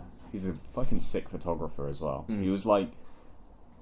It was, like, a weird one, because in, like, our photography, like, school group, there'd be, like, the guys who were good at the subject, and Adam Alcock just was... clearly didn't, like, care about the school side of it as much, but he was, like, super passionate about it and, like, was doing... like still producing like sick work, like compared, like, and he doesn't even do it at uni, he's doing like psychology or something, I think, but he's like even compared to some people on my course or like good people, he can hold his own, but he's just like, yeah, I just do it because I like it, and I'm like, fucking mad respect. He's a cool fucking dude. I mean, that there's like a in my head anyway, there's like a difference between people who will go to uni to do stuff because that's what they feel like they should be doing, and there's like a massive difference between people who go and it's like they've actually done stuff that is like you do so much like stuff outside of uni that's just like you're basically freelance working already. Like, yeah, to an extent. I think it's because I get bored easily. Yeah. Because if I wasn't doing this, I'd just sit around and play Xbox till I shot myself. Yeah. Like, you know, I mean, I'd play Skate 3 till I wanted to blow my brains out. Yeah. Like, so it's just like... But then there's like even to the point where it's like Nathaniel is so passionate about like physics and just science in general that he'll talk to me and I'll be having a conversation and he'll be like, oh yeah, by the way, I coded this thing, it took me like 10 hours, but it's sick, like have a look. And it's like this random physics process that he's like, well, yeah, I just got bored and modelled it. And I'm like, dude, this is crazy. Like, you're literally going to be like a researcher. Like, there's no possible way that you do anything other than this. It's just that passion factor into it. It's like when those it's kind of sad though, because it very, very rarely comes together that you get people who go to uni and have mad passion about it as well. Because a lot of people who have like passion, I see it more in creative things, I think, because it's like not 100% accepted to go to uni for like creative pursuits because it's seen as a waste of time, especially when you're at school, because it doesn't look good for the school or whatever. But people, like, school kills passion for things so hard, and then for some people it's just like, well, why? Even though uni's way different than school, people are just like, I just want to do what I want to do with it. Yeah. And then just don't go to uni, and it's just like, fuck, man. You could have got so much out of it because you actually give a shit. And then there's people here who clearly don't care, but they did it just anyway. And just doing it for the sake of doing something, and they probably thought it was an easy subject to just get buy-in or whatever. Yeah. Or thought it was a subject to do or whatever, and it's like, fuck, man. Yeah. It's like, there's such a different mindset. Like, people, I think that's a massive thing as well. Like, school and uni are so different in that if you have a passion for the subject, then going to uni is something that you definitely should do because you'll get a lot out of it. But like people don't, because they feel like, well, I'm going to uni because everyone goes to uni, like I need it for a job, and to an extent you do, depending on what job you want to do. But like, especially for like creative ones, you don't need to go, but if you have the passion to do it, then I feel like it's well worth it to go. It gives you 3 years to commit to it in a sense, and it's but the thing that fucks it up though is unis will be like, oh, our required grades are like 3 Bs, and then there's a lot of people who are like, I struggled to get through A levels and stuff, so how am I meant to, one, I don't have those 3 Bs, and if they need at least that, how am I going to hold it at uni? It's like, well, because when you're at uni, you won't also have to be doing like maths and fucking biology or whatever on the side. You can just completely fully commit to one thing subject, and actually like go for it, you know. Yeah, like and also unis at the end of the day, like the required grades, if you're good, quickly become meaningless, and they're just like unconditional or lower the offer. Like they'll happily do it because they understand, oh, you're actually good at the thing. You know what I mean? Like, or you've got something. Are so good. Like if you have the opportunity to do an interview to go to university, then you like 100% do it, because if you can sell that you're passionate about it, then like the minimum that will happen is that you get your offer lowered, and the maximum is just like you get an unconditional. Yeah. True. It's ridiculous how much interviews and like talking to people, because to an extent you sort of can like fudge it a bit, I guess, but also what ends up happening is that you just talk to someone who's also passionate about the thing. So if you're passionate about it, then you can have this mutual connection where it's like, and you have a proper conversation about real recognize real almost, where it's like, oh damn, you're actually like interested. Okay, well, what's this? And you get like, I feel like lecturers, at least in physics, like what I went to do, they'll test you a bit, because everyone's very skeptical. So everyone's like, well, yeah, okay, like you say you're passionate, but like, what's this? And then you go, this is this. And then they go, like, you can see lecturers' eyes light up when they actually see like young people wanting to do the same thing as them. Or even if, because obviously they can't, because like every subject's like a big thing, even at degree level. Even if you don't know what they're on about, you just show like, instead of being like, no, I don't know about that, you have to be like, I kind of know. Well, not even I kind of know, like, fucking tell me then. Come on, I want to know. You know what I mean? You have to show willing, for sure. It's like, just show that you're curious, or that you care, you know? It's such a weird, it's a weird difference between, it's weird that the connection is school to uni, because it makes no sense, because school's so fucked in comparison. Yeah, it's like, super behind the times in terms of like... Yeah, it just doesn't work, educational basically. syllabus. I actually think, and I've thought this for the longest time, and it's basically because I have trouble in exams anyway, but like the traditional education system is so fucked in terms of like being able to perform on that one day, even though in a workplace you have so many extra resources to help you with that specific thing, and being able to like answer a specific question or solve a problem. It's like putting all of that down, especially on like STEM subjects where it's like 100%, 80% exam, 20% coursework. It's like you really have to perform on just that one day and recall all that information without basically any help. It's like why non-calculator maths exams are basically like a 5. Since you were 4-year-old, you've been like, oh, why can't I use a calculator? Because you won't always have one. And I'm like, I can't name a single time when I'm not. Well, now I have a phone. I'm like, you know, it's like I always have a calculator. There is not a Stop wasting our time. Literally, even if you're like a cashier at a supermarket, you're like, there's a calculator built into like the register. You literally, there's been people that I've like met before at supermarkets or who work in supermarkets who are like, yeah, I don't work out the change. Like, I just type in the numbers and then it gives me the change. Yeah. Like, it's really dumb that you like. I feel like numeracy at least is important. Like being able to count you should know it, but times tables and stuff. Making it so but like having to do all of that, like GCSE, like it's the classic. Well, why do I need Pythagoras theorem? Yeah. And it's like you don't, but if you want to do maths, then you do, because like GCSE is like the weird split where it becomes necessary for everyone who actually wants to do maths and completely unnecessary for people who don't want to do maths. Yeah, basically it's that thing where everyone, like, once you get to that age, everyone's like, oh, I really want to. There's two types of people. There's people who don't have a clue what they want to do, and then there's people who are like, I want to specialise into this and I'm really interested in this. Yeah. And then once you get like down one pathway that you're super interested in, everything else just seems like a drag.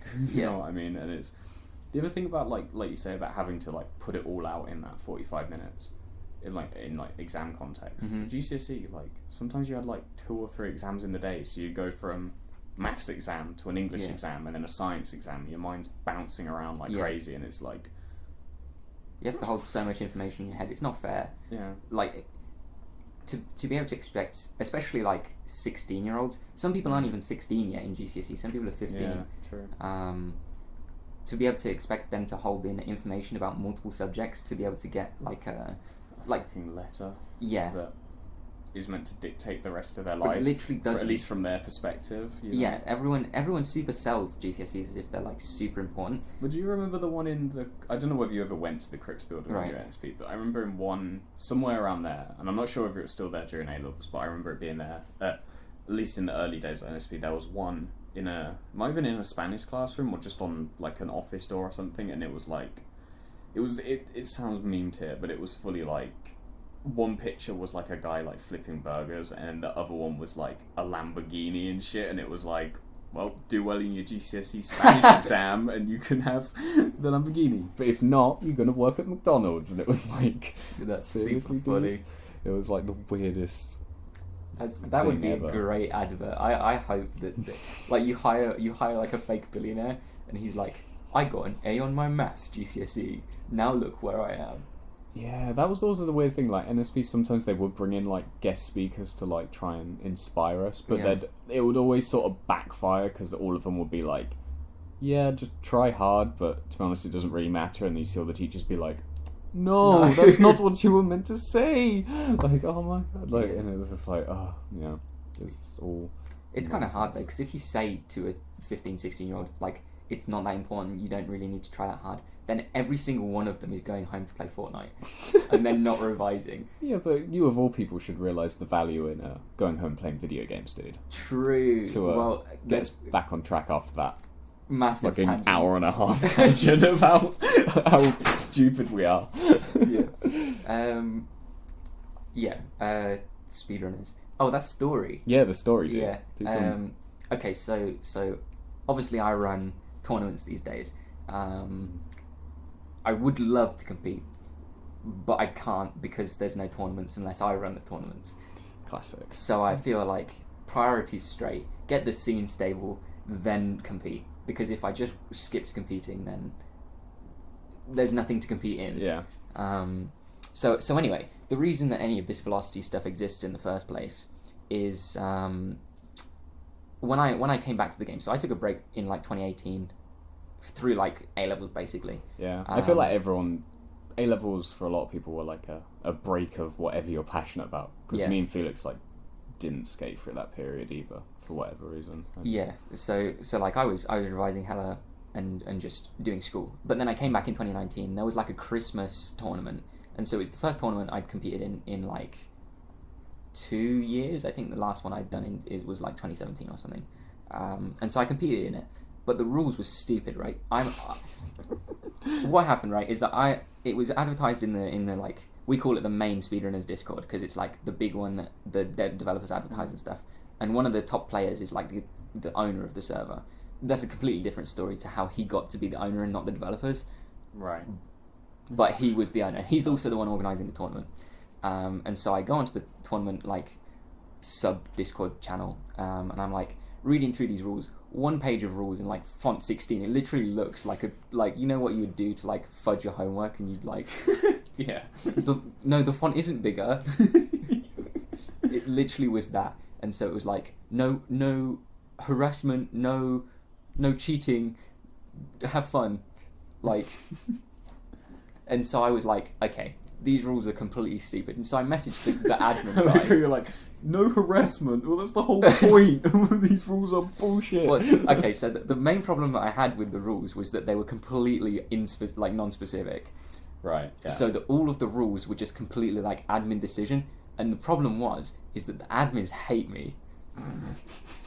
and I'd had this before because the same problem arose in ESL, where one of my main like rivals was super good friends with like one of the moderators on the ESL like boards, and he would just DQ people to progress his friends' matches, and so he would get to finals with me, and then we'd have like a super close set, and then the guy would complain about like lag or something on my end, and then we'd have to have like a massive discussion. I'd have to fill out like tickets and stuff to like get my win like actually verified. Jesus Christ. So I'd had these issues in the past where admin decision is stupid. Like if you give too much power to admin and moderator, then you get like corruption. Yeah. And so my point to the guy was like, take away all of the admin power. It's too much power. Like put rules in, make the rule set longer, so that you can then specify what will happen if you commit certain offences. Like harassment isn't harassment. Like what is harassment? Well, that's just whatever you think harassment is. Or like cheating. What's cheating? Like you have to say what like files can and can't be like edited, because people skin the game and like. Yeah, because it was like when we were like the CS:GO Newell thing, like the University League. It's like super weird shit. Like down to things like coaching. Yeah. Like I was coaching our team, and the way it had been presented as, well, we had a LAN match, and we'd like the way it had been told to us was like the coaches can't talk during the matches. It's only timeouts and like half times or whatever before and after. Yeah. So I was following those rules, and then we just realised that other team's coach was just talking the whole time. Yeah. So it was like, but no one was policing it, because it was like the people who were doing this like LAN tournament, it wasn't just hadn't really verified the rule set. They just thought, we'll turn up and play a game of CS, and then there's other shit like macros and things which are like, that's like you're allowed to remap your buttons. You know, it's like it's one of those things where it's like no cheating, like hacks and stuff. But then, like you say, how do you know? Yeah, it's like you got to make a choice. So that was the thing, and so I end up sending like multiple like max length Discord messages in DMs to the guy that run the server and the guy that ran the tournament. And this was like all before the tournament started, and I'd already entered. And dude like responds to this like massive like essay basically about all the shit that was wrong with his tournament, which to be fair in hindsight was probably not a great thing to do before the tournament. But then if you did it afterwards, it would have just seemed salty. Yeah. Like, you know what I mean? If you hadn't won. Yeah, that's But then true. If you did won and then you called it bullshit, then it would be like, oh. Yeah, it's dumb. I think in that tournament I came something like 5th, maybe 7th actually. Anyway, so I call him out on it, and basically his response was, "That's so stupid. Like, I don't care." Basically, he was like, "Well, I'm not changing the rules. It's super hard to write. You wouldn't understand what it's like to run a tournament. Like, you don't get it. Like, fuck off, basically." And I was like, "I'll make you eat those words." That's like, fuck, man. I relate to that mentality like almost too much. Yeah. I don't know whether it's maybe it is just people like with that like, well, fuck you then, I'm gonna go do my own thing. Maybe that's what drew you to our group as well. Maybe. Like of just that attitude of like, well, I'll do mine. Mine's gonna be better. And, it literally was like that specific mentality, which is why Velocity even exists in the first place. And so I was like, I spent the first like 3 months like really hyper focused, like planning. Nothing even happened. Like there was no Discord, there was no like tournaments, there was no exhibition matches.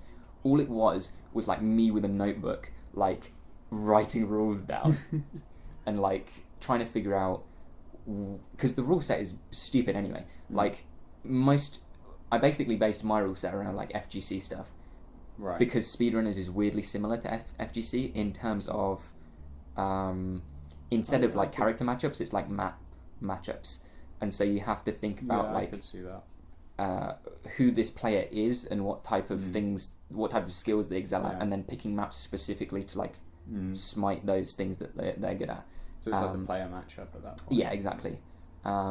So I basically go, well, alternating map picks is stupid because it means that if somebody is losing, they're just going to lose. Like if they lose on one of their picks, they never get the opportunity to like make a comeback. And so I'm like, well, loser pick makes much more sense. I'll do loser pick instead. Which was like, when I announced loser pick, everyone was like, that's so dumb.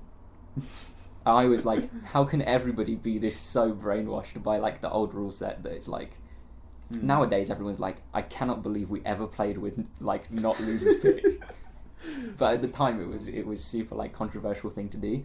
And so I run exhibition matches with this, and people get like, all the matches are streamed too. Like no matches are ever streamed on any of these tournaments. They're all run offline, which is stupid because you can't research other players. And so I was like, yeah, I think I want to get to a point where at least there is a steady stream of like content coming out, so that in future tournaments you can go, well, this is what the best player did, here's what I'll do. Yeah, and you can that's how you develop keep strategies. The meta growing, you know what I mean? Yeah. So people can build. That's what it felt like, is that it was just super stagnant. Like a big way that I even managed to get like 5th or 7th or whatever I got in this tournament was basically off of research, because I knew what the bracket was, and I was like, I will lose because I was out of practice. So I needed to like know what my opponents were going to do. Yeah. So I basically just wanted to like provide that for them as well. Basically, I ended up inadvertently becoming the tournament host for everything, even though all I wanted to do was run a couple matches and go, ha, like in your face, this is so easy. Yeah. But yeah, like, I don't know. Now it's like something like the second biggest Speedrunners Discord server, and like, we've got like trails in the game, like specific to the like winning specific events will give you like titles and badges and like stuff in the game. Like working with the developers isn't something that's massively impressive for like an indie game, but like it's still cool though. Like it gives it that legitimacy in the scene. Like it's nice, and it means new players of the game who don't know like jack shit about the community. Like if they just bought it in like a Steam sale or something, they'll find it without having to then like Google it. They'll just like see it in game in some way. It's like, you know, it legitimizes the idea, and people will say these days like, well, it won't be as official. Like I've asked people to run tournaments before, and they'll be like, well, it won't be as official. Like people won't join unless it's Velocity. And I'm like, no, that's not. I sort of shot myself in the foot at the same time as because you made it seem like a big organizational thing. You know what I mean? Even though it is. It's just as far as I'm aware, it's just you. Like, I have a couple admins that like sort of help me out on like tournament weekends that will like, because it's ridiculous, like 100 entrants or whatever, and then like 30 or 40 people just won't show up, and then there'll be people that like I've never heard of before that will be like, where's my match? Like, at this guy, where's my match? And it'll be like, how do I find them? Admin, how do I find them? Like, it's just so annoying. Like my DMs are never as full as it is on like tournament weekend. I can imagine that. So, but yes, so I need a couple people to like. So is it just run through Discord basically, just the whole thing? There's a Steam group too. But do you not have like a tournament like app sort of thing? I see what you mean. Like, because like the Mule, I can't remember how it worked, but they had like a specific thing where you'd go on, you'd follow a link. They'd post the link and then you'd follow that, and it would give you the like info for the tournament, and then you could like click into it. Basically. Yeah, no, I use that too, but it's hard to convey information. This is one of the things that I learned like after, I think I've been doing it for like 2 years now. One of the things I learned is that if you put information in too many places, then you can never contact the people that entered the tournament in the first place. because what I used to do is like put all of the information in my Discord, put all of the information in like these separate smaller Discords, and then in the big main Discord as well. And then it came to game day, and I'd just be in my Discord, and then people would be like, when my opponent is no-show. And what would happen is that like people who had entered weren't in my Discord, so they didn't know. Yeah, they'd just seen it on the main one and entered through there and shit. So I used to get a lot of complaints about like, I was here for the match, but nobody ever contacted me. And so I only ever put it in my Discord like these days. It's kind of like a trade-off though, because at the beginning when you're small, there was at one point only like 30 people in my Discord. So if you only posted it in my Discord, then there was no way that you would ever get as many entrants of like people who actually wanted to compete. And so it would make the scene look a lot more dead than it actually was. But these days, like 180 or something people are in the Discord, so it's like that's easy. I can promote a tournament into that Discord and then like still get 100 people entering. That's fucking good numbers. Like consider, like I know you're like, oh, it's just an indie game, like it's nothing. But then I think about like there's like Discords that do like Fightcade, Third Strike tournaments, and those are like just what the Third Strike scene is at the moment, as far as I'm aware. And it's like, at least when I was looking like a couple of years ago, it might have changed now. Like I think there was a bit of a revival of the game, but it was like easily like sub 50 people entering of just like old gnarled fighting game veterans. Just like actually true. Like kind of thing. There was a tournament collaboration we did. This was the most recent one that I did. It was like in April maybe, with a bunch of people who run like Smash tournaments. And so through quarantine they were running online tournaments, and they decided to run this like massive event, like collaboration between all these like fighting games. And so we were somehow on this like plus 50 game tournament weekend thing. It was for charity too, like to raise money for COVID. I think only in America, so it didn't super do much for us, but we raised like $7,000 just from like fighting games. Plus Speedrunners were like the third most entered game, and there was like Tekken and like Melee and like Street Fighter and stuff. Like fighting games are super dead during COVID, but Speedrunners, because it's always been online, has been super. I think that's the thing. Active. Like something about fighting games makes you want to sit next to someone and play them. Like even when we used to do it like online with Street Fighter 4 and stuff, it would always last like a couple of sets and then you'd be bored. But like when you get to, I mean, we know what happens when you play next to each other. When we did, like I was thinking about it, we played Tekken that day for 9 hours, dude. Yeah, because we played 6 hours before the others turned up. Took basically a 2-hour hot tub break. Yeah. And then played for 3 more hours, and then went to bed at like 1 or 2. It literally tripled my hours in that game. I woke up the next day, I was like, damn, 15 hours in the game, and 10 of them came from yesterday. Honestly, literally I haven't even touched it since. Just because it's still like just too much in one sitting that I'm still like basically still the Tekken hangover, I think, from that fucking mental session. I don't know. I played a couple of times. Like the good thing about being like so involved in like a community game is that, and this has only been like a recent development as far as I'm aware. Maybe it's been for longer, but like within the last year or two, people have started playing other games with the same group of people that are like top players in Speedrunners, and it's just insanely like fun to just hang out with people that are in a different game, and you're all like complete noobs at like other games, so you just play it and you're like, I can't believe it, because it's all competitive still, as if you're top players, and so it's like, I can't believe you're so shit at this like game, and it's like, what are you talking about? No, you're the shit one. I'm so much better than you. And it's like, no, but it's like it's a weird thing. Like people have started playing Among Us. That's cool as well. Like, so it's weird. Like as well, I'm like one of the older people in the community at this point. Like having played the game for something like 7 years maybe.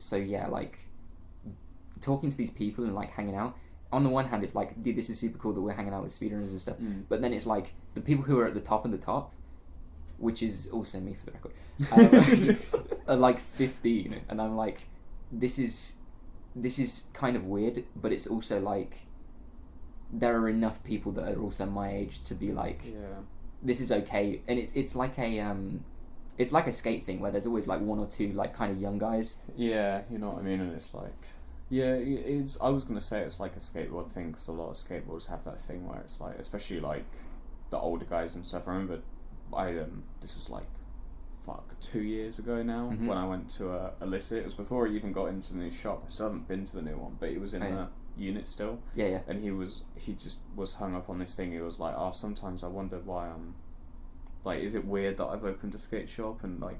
Because I'm like, people see me skating around, they're like, "What are you doing? You're like a 30-year-old man riding a plank of wood." And I'm like, "Fuck that, man." It's like, it is like a community thing at that point when you got the shop, and like, you know, and there's always like kids. It's kind of a nice thing, especially when you're at school, to go somewhere where you're not separated out by age. Because NSB was super like, here's your year group, this is your cohort. You don't really communicate with the other ones apart from the odd time, which apparently is different at other schools, and I didn't realise apparently.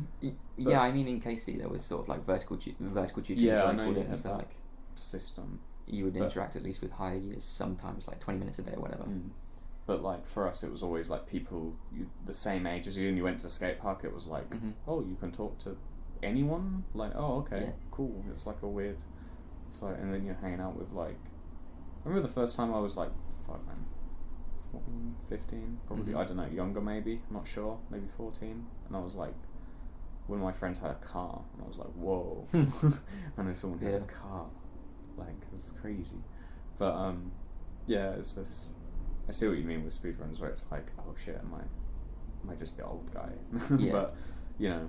I mean, I'm not like the oldest guy, but a lot of the people who were like, my age when they started have since quit, like because I mean life sort of gets in the way as you get older, like all these, and the reason that like the skew is so heavy towards the top of people being young is that there's so much time for younger people to like just play grind. And get better. Like there's this American guy, best in the world at the moment, he's called Rather, and literally all he does like after school is just sit on the game and do solo. Like he'll just solo practice, and the ridiculous thing about that is that the camera is completely different than on multiplayer, because on multiplayer it'll like splice between the two people, and like I remember when you were playing at Lewis's house and it seemed to follow the person in the lead. So if you were behind, you kind of just got left behind basically, is what it looked like. It will like camera drag basically.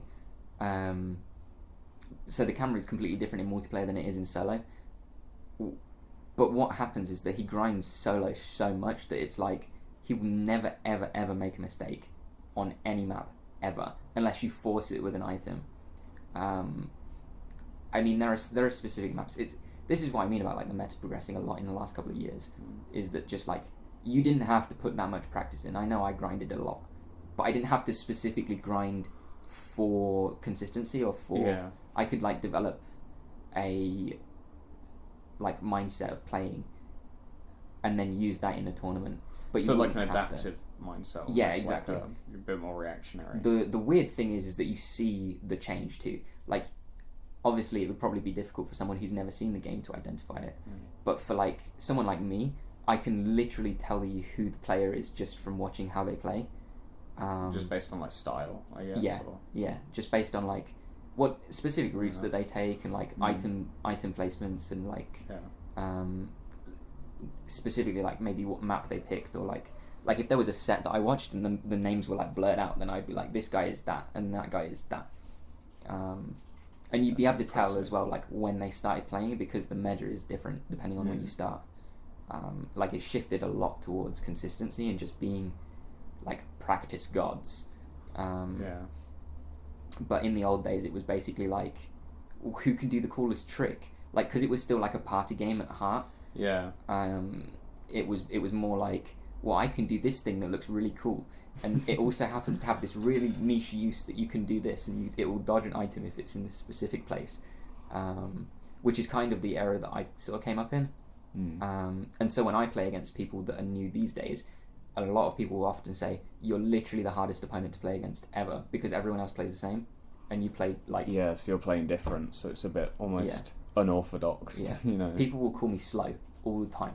I'm like, yeah, I know I'm slow, but you still can't win, so shut the fuck up.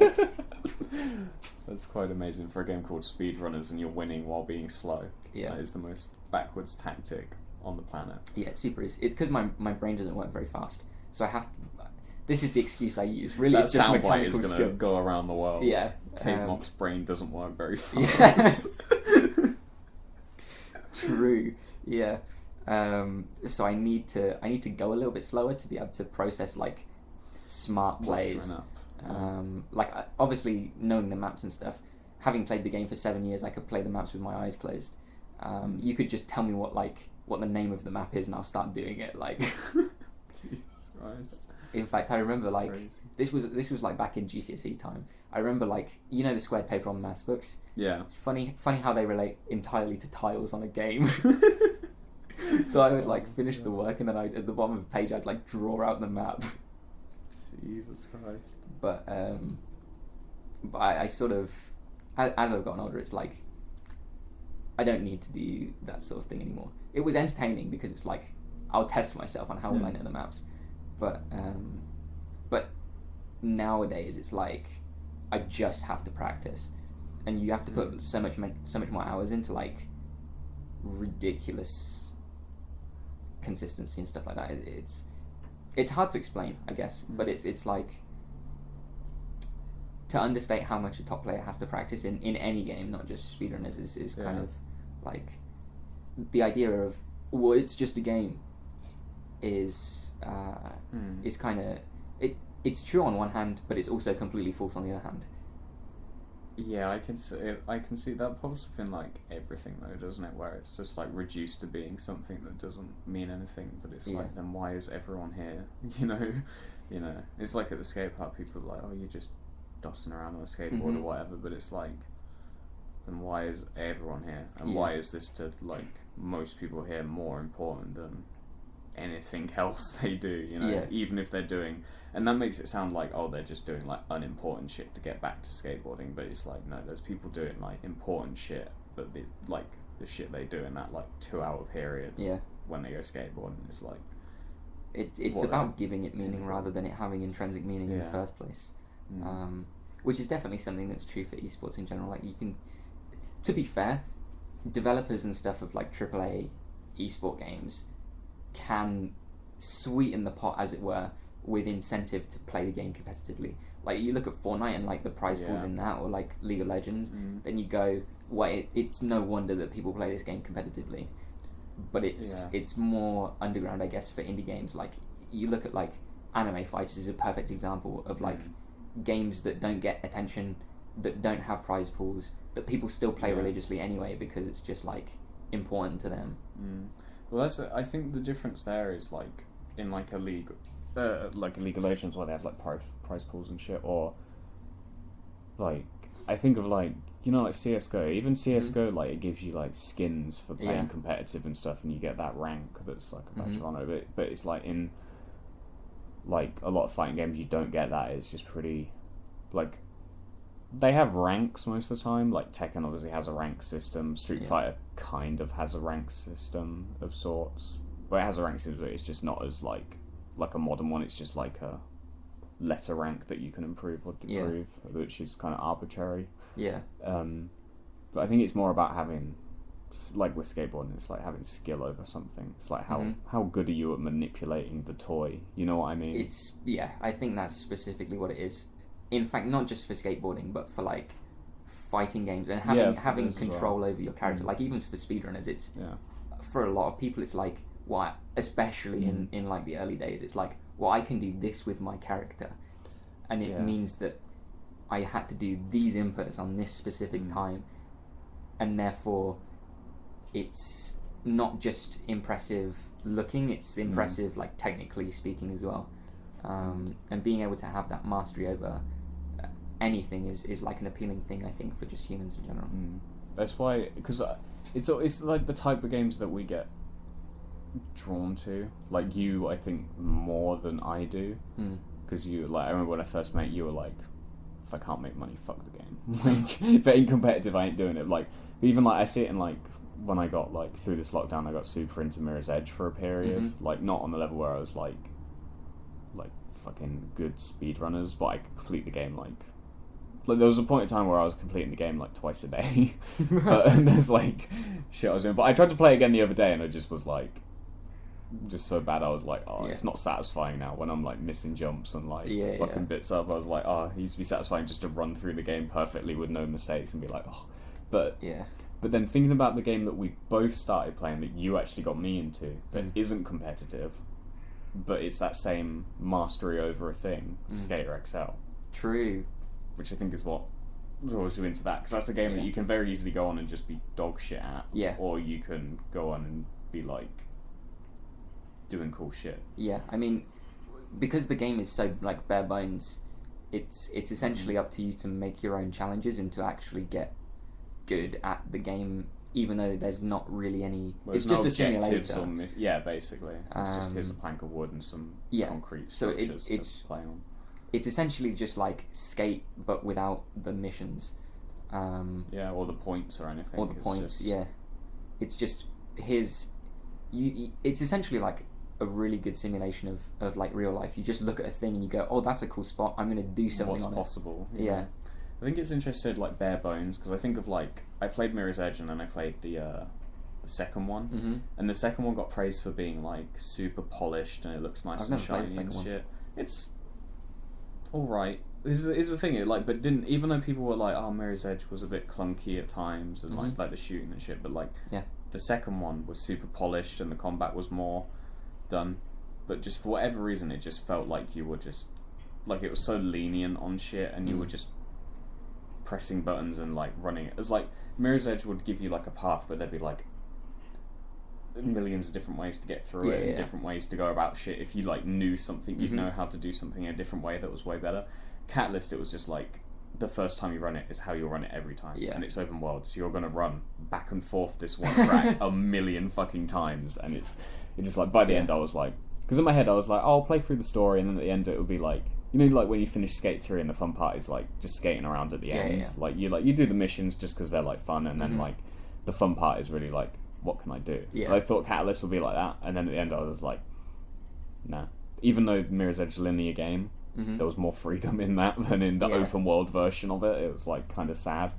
That's one of the pitfalls that a lot of like not just like Mirror's Edge, but like specifically like open world RPGs could fall into. Like there was a massive complaint. It was like Fallout 76 or whatever. I think that was half because it was just like broken, glitchy. Like I don't know. My brother had it, but I don't think he played that much of it, and he's like a big Fallout nerd. But I think a lot of it as well was just that it's so linear. Like for an RPG, especially an open world RPG, to be fun, you have to be able to feel like you can do whatever you want, like you're the person actually playing.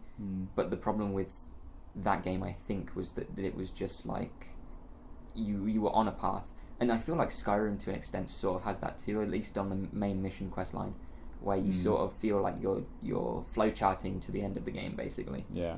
But that was, but the side mission stuff had a lot more options. It definitely wasn't as role play. It was a bit more towards the action game side of it. I mean, the difference in Skyrim though was the fact that you could just kind of, if you wanted, just live in Skyrim. You know what I mean? That's what, and it just felt like a real kind of like organic world that you could go, you know. You never had to do any of the missions really. You could go and do whatever you wanted to do, ever. Like you could explore a cave that isn't even on the main storyline and then go, this is sick, I'm going to just level up here for ages. And then eventually you probably get bored and do some mission. But then it's up to you, and you probably trigger stuff by mistake too. Like you don't even know what you're triggering and you do something. Which I think is sort of the stamp of like, that's an attractive game to play. I think RPGs always have that problem though, because like people, it's like, is it meant to be like, because the role-playing stuff that people always talk about that's fun, it always seems to be like dialogue options that lead to different pathways, but the problem is like talking to people in games isn't fun. True. You know, so it kind of it's completely like, and there's a lot of players who like will just skip all dialogue just to get to the end. They don't care, they just want to go back to like shooting or killing stuff. So it's like, the problem is if they make the game too much like talking your way through situations without some clever gimmick on top, then people just won't won't pay attention and just do what they were going to do anyway, which is spam A until they're back to doing stuff and being in control again. Yeah. So it's like, and yeah, it's like where you want to be on that role-playing spectrum. That's like one of the big reasons that I don't tend to play too many single-player games specifically, is because there's too much dialogue, and talking to people isn't fun. Yeah. So, like, the games that tend to draw me, and maybe you'll agree with this, is that ones where you can do whatever you want to do, which is one of the reasons why Melee is so attractive to me in terms of like being a fighting game, because it's broken in such a way that you can do stuff that people never intended that you can't do in any other fighting game, that allow you to sort of express yourself through a game, which is sort of a gay sentence to say, but yeah, no, it makes sense. It's like that's sort of what I think people like about the RPG thing as well, is like expressing themselves through a game. Yeah. But it's like two different camps. You have the Fallout style of expression, which is through like dialogue and doing things differently or whatever, and then there's like the Dark Souls side of expression, where it's like how challenging do I want to make this for myself, or what do I want to use to do this? And it's like, even though you're not doing different options, you're still at the end of the day killing shit. You know what I mean? It's just like, well, I'm going to do it on a drum pad. I'm going to do it on a Guitar Hero guitar, you know, like shit like that. And then, like, I don't know. There's still that element of it. I think, I don't know, it's like that. I don't know. I think the Fallout style of RPG doesn't challenge people. You know what I mean? Maybe it's like you can set the difficulty slider, but no option's any harder than the other. As in like a Dark Souls or maybe even Borderlands 2 to an extent. It's like, how good can I get? Yeah, that's true. I mean, that also might be by design, whereby the type of game that Borderlands is fundamentally different than what Fallout is trying to be. Like, it's weird to say, but it's like a skill-based type thing, where and this is true for loads of games. I mean, obviously competitive games are skill-based, right? Because if it wasn't skill-based, then it would just be luck, and nobody would ever think it was fair if whoever won. Well, no, I don't think that. I think there's with the other side of like. So you have like the competitive games, which are skill based, and then you do have luck based games, but they tend to be more like the party side of things that they're competitive, but they introduce luck. Like Mario Party and stuff like that. Yeah, they introduce the luck element, so it's like it doesn't get too fuck you. Like you don't. No one trash talks each other over like Mario Party. Well, you should. Yeah, but it's like that. It's just like, oh, you just got lucky because you got the box, and people are like, yeah, fair enough, fine. Yeah. I don't know, like. And it's just like it's almost like an ego protecting thing to keep the tone mellow. But anyway. Yeah. Back to you talking about Borderlands 2 being skills based and Fallout being something else. I think was the jump off for that. Yeah, I just think that the Fallout is appealing to a different audience than what Borderlands 2 was appealing to, whereby the way that you play Borderlands 2, at least as far as I've played a bit of Borderlands 2. I've also heard a lot about Borderlands 2. Yeah, because we never shut up about it. It seems as though you play and you get better, and the idea of the skill curve is that you get better alongside the difficulty of the game getting better. So what happens is on a replay is that you just find the first like however many hours really, really easy because you've already learned the stuff that is. But on a game like Fallout 76 or whatever, you go through it and it's not as skill based. So although you know all the stuff on the second playthrough, it's still like the physical level limitations are inhibiting me from actually doing anything. Yeah, that's true. Because I mean, Borderlands 2 still had that to an extent, but it was mainly like early game. But I don't know how you get into areas where you couldn't, because it's like still a sort of linear game at the end of the day, to work your way through. But massively more true for Dark Souls. Like you can do, if you've seen Dark Souls speedruns, like you can do level 1 You can do it in speedruns, any order, basically. Yeah, because there's no. Yeah, Dark Souls is like the start at like level 1 is like the bare minimum you need to get through if you play through perfectly, which no one is. So yeah, I'd say it's more true for Dark Souls than Borderlands 2, because Borderlands 2, obviously, like, if you are just the bottom of the barrel, like, even if you knew everything, I don't think you could do, like,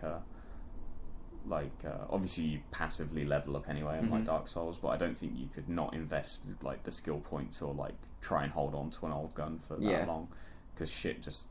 Especially towards the end of the game, shit can last like 5 minutes and then just be useless. Like, you can go from like two-shotting enemies to just doing no damage anymore as the game gets better. So it's like, but that's like the meta side of it, where you just accept that there's periods of the game where you've got to switch out guns and stuff, and then towards the end you can just keep stuff a bit longer. I think in the whatever it's called, like overpowered levels. Still haven't played the third Borderlands. I don't think any of us did. I think. No.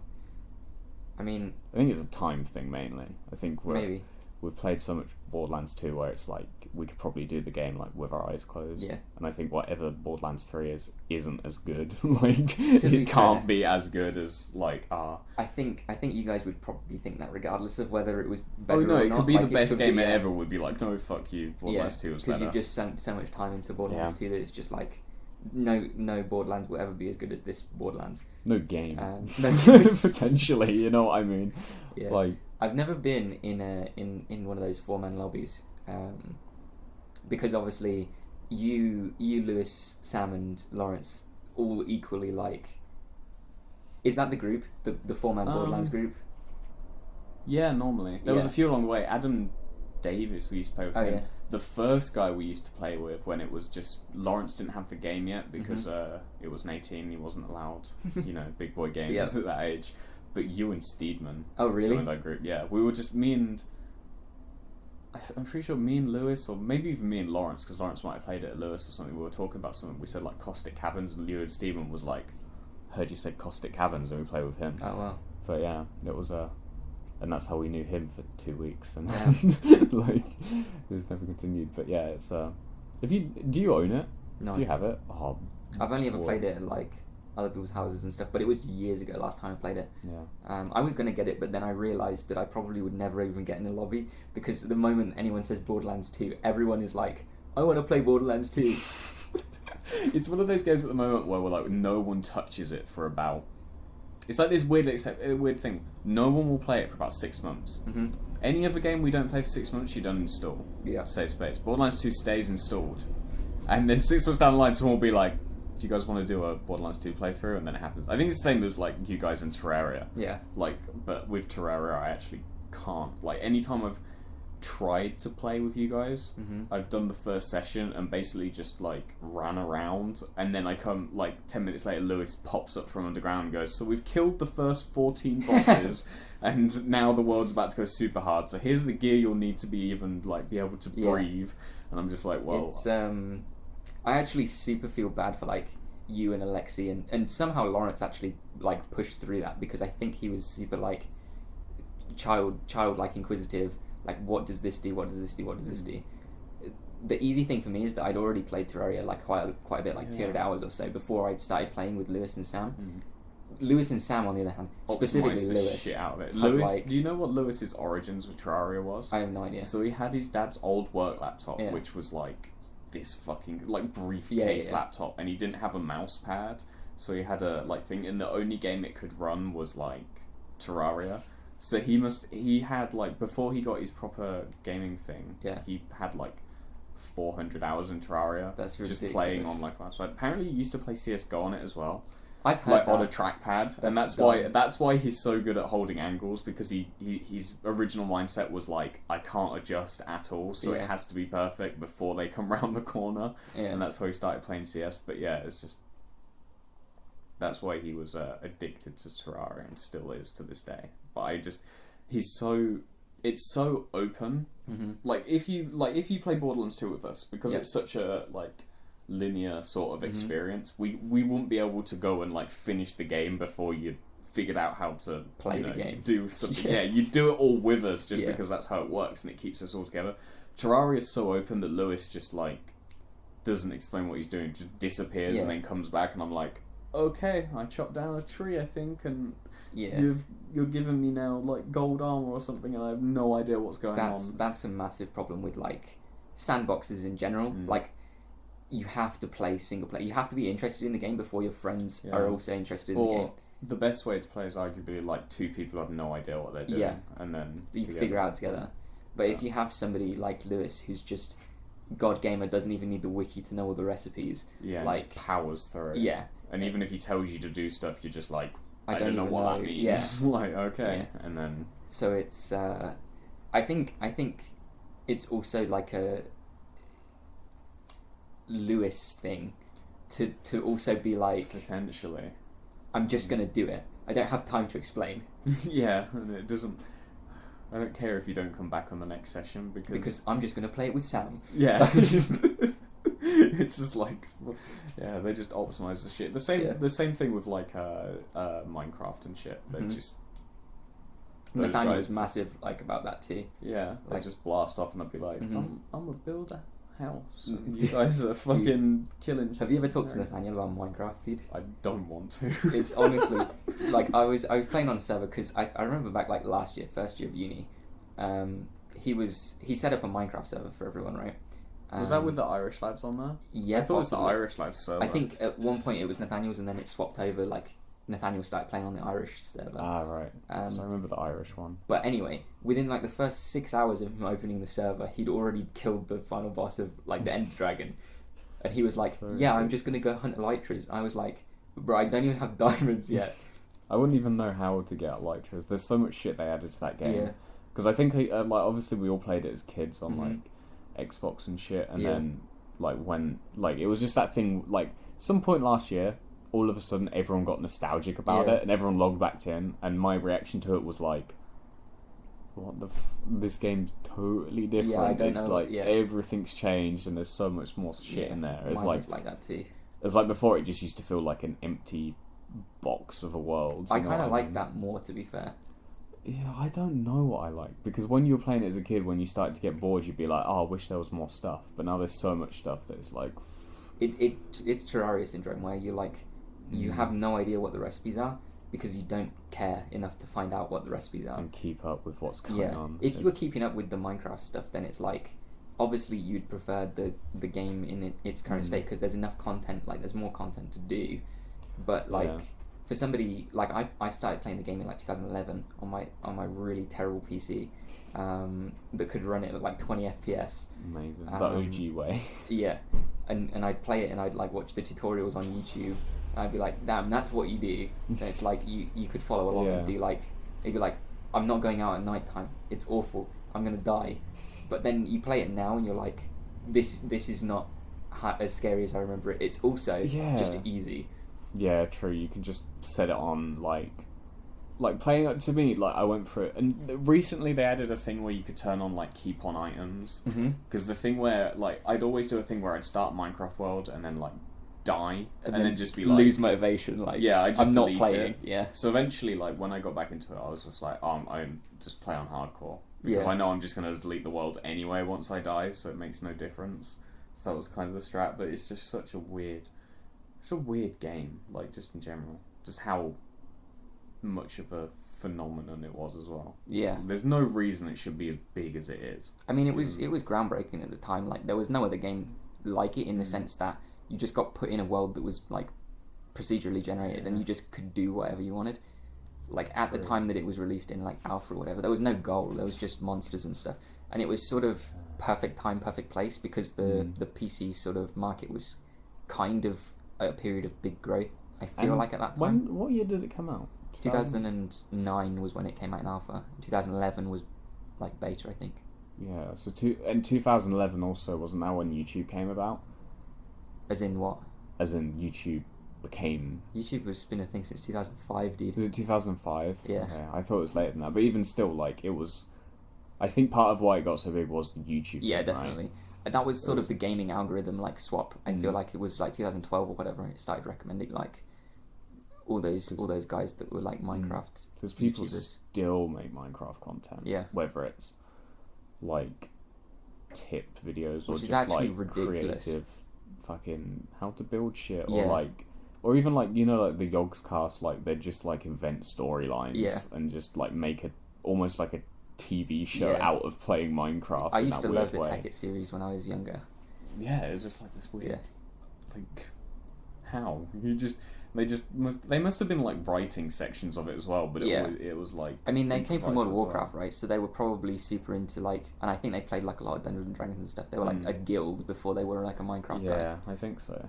But yeah, Minecraft was a switch of how. So it sort of made sense for them to do sort of like a Dungeons and Dragons but Minecraft thing, where it was like Shadow of Israfel, and it's like lasted all of 2 minutes. Yes. But yeah, I guess it did make sense and things, and like the Tekkit series and stuff, and just see what happened off of their just zany personalities and stuff. But it's so like no other game has managed to do that. I feel like there's not a single other game where I'm like, you could make that much content and it all be different.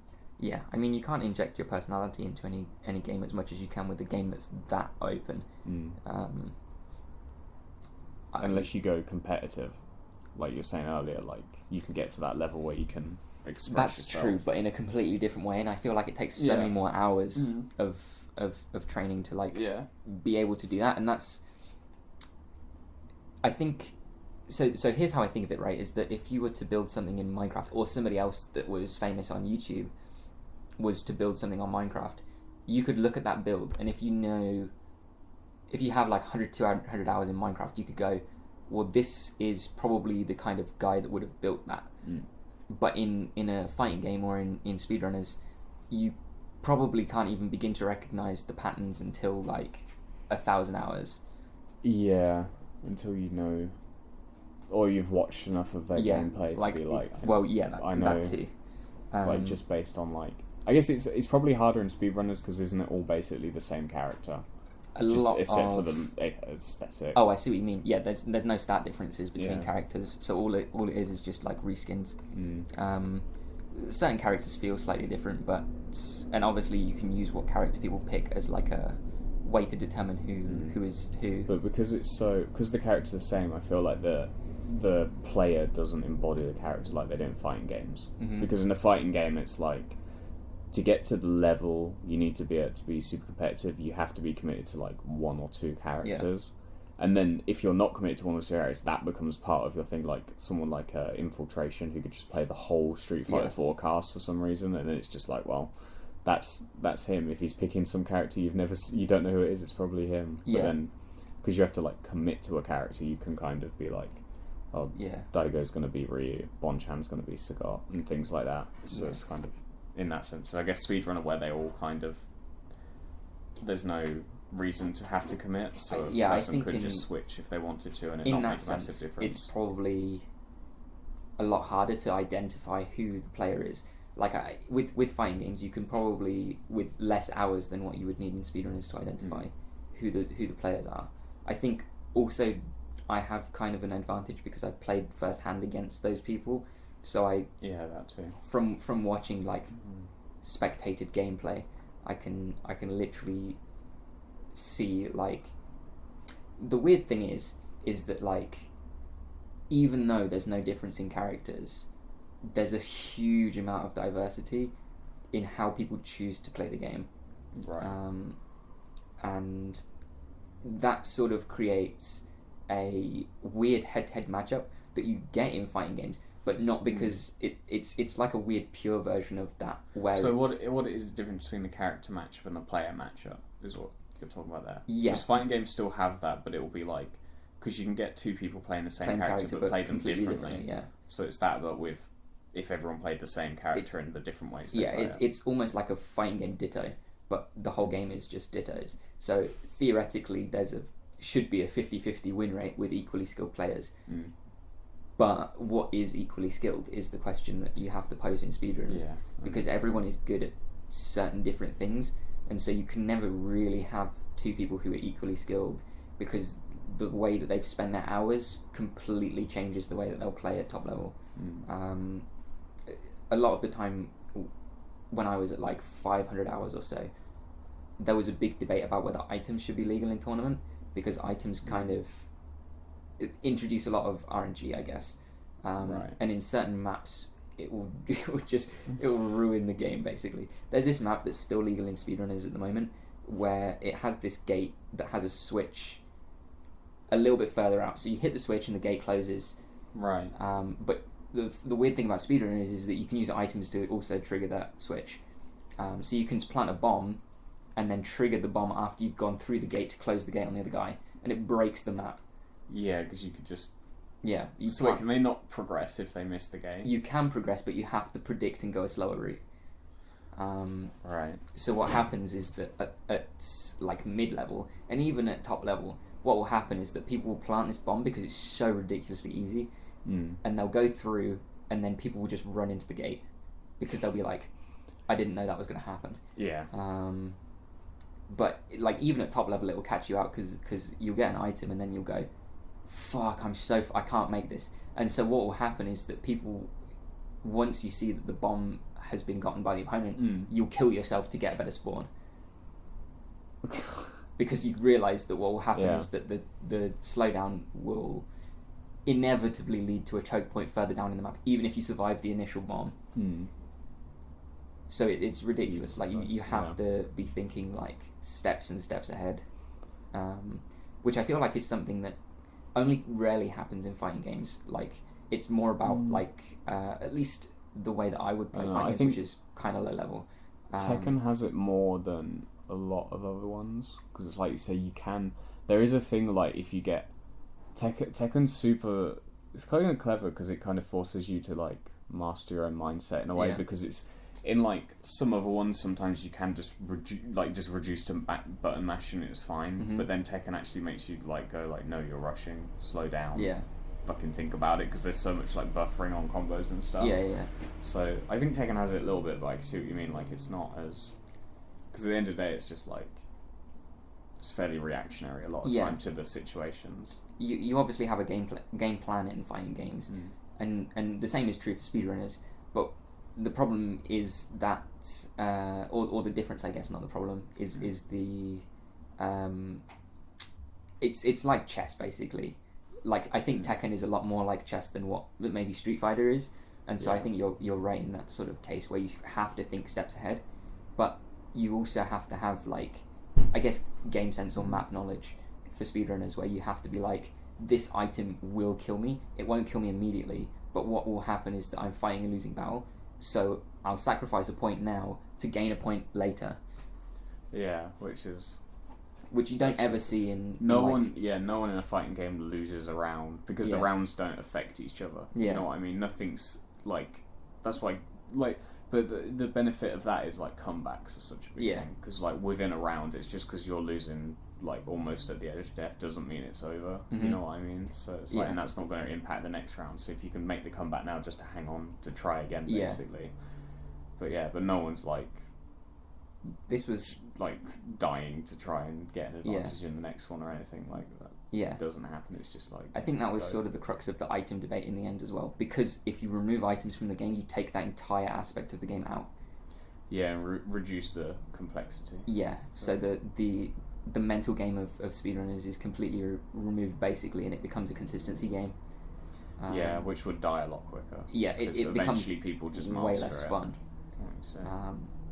I mean, people love doing that, and there have been people on the top of the ranked leaderboard that are just like super grinders. Like they'll just play, and like one of the guys that I play Tekken with outside of you guys is one of these guys in speedrunners who just grinds that like mechanical like skill set, which is something that you probably need more in fighting games than what you would need in speedrunners, like mechanical consistency and frame links and stuff like that. Yeah, I guess so in terms of like combos and things, but there's still like the thinking side is like in between the scenarios, you know. So say like a jump in scenario, you Shoryuken them, and then they're knocked down, and when they're like hard knocked down, then you've got to think like, where do you want to be when they wake up? Do you want to be close to them, or do you want to be across the screen, depending on what next part of the game you want to play? Because obviously if you stand right over them, you're going to get Shoryukened like off the ground, but then you could also bait that, like stand over them and then you block it, which means you could then do some shit off of that because of the frame. Or you could go like stand far away and then play the fireball game if you want to play more keep away sort of thing for whatever reason. And then there's also like, or you could go to neutral and just try and out footsie them if their footsies are shit. Option select in fighting games is one of the things that I love the most about fighting games is just that, like, the idea that you can influence what your opponent will do just based on where your character is placed on the screen. Yeah. And being able to, Street Fighter does that way better than Tekken. Yeah, I think so as well. Street Fighter has quarter screen, half screen, 3/4 screen, full screen, and then, I mean, arguably you could say like Marvel does it even better because it has like the level, then the jumping, and then like super jump height, and then like the combos that go even higher and stuff. As Tekken's pretty much just like you stand in front of each other, you can back up. I mean, there's diagonals as well on the forward and backwards, but you kind of lose the up and down in Tekken. It's one of those things that not many people carry over from fighting games too, and it might just be because I've had a fighting game background that I do it a lot in Speedrunners as well. But you can, I have this clip. I have to show this clip. You might have seen it already. I don't know. I'm not sure. Depends on what but it is. It's a clip from one of the 1v1s I was playing recently in Speedrunners, and I fully option select this guy in a racing game. I'm ready for this. Let me think about where it was. Okay, it's not that one. It must be this one, surely. Yeah. Okay. So in this clip, right, I throw the fireball because I know that I'm gonna get another item, and so I force him high. Right. And then shoot the ice. Oh no! So Oh, that is dirty. So you like. This sort of thing makes me so happy, dude. Yeah, because it's just like it's so obvious to me, at least, that guy was gonna have to go high because the fireball is low. Yeah. You don't want to get hit by the fireball, but then the next item that you get, there's like, and this is where this sort of metagame comes in. There's like a 50% chance that you get an item that you can option select with. And there's a 50% chance that you've just wasted the item. Yeah, I do remember a time though when you were showing me like you'd done a bunch of like Excel sheets of like how the items work and stuff, and like figuring out the exact time of like if you get this one, what's the likelihood of getting the next one that's good or next one are bad, and then like which ones were rare and good in general, which I was like, that's insane. But it's one of the things that all players should learn, but not many players actually do learn. Well, the thing is, it's like fighting game frame data. Yeah. Because it's boring. it's like, you know what I mean? It's just like, you're just staring at numbers, and it can be, like, I think when you get into it, it only can be useful fun. if you care. It's useful, and when you realise the power of it, and like, what it lets you, it means you don't have to learn combos from either trial and error or just copying some online combo. You can like actually like have an idea and then look at the sheet and figure out whether it works or not, and know the distances. But that's specifically like the reason that I ever looked into the stats in the first place, because I was like, there has to be a reason, because for the record the code is completely like obfuscated, like you can't read the code for speedrunners.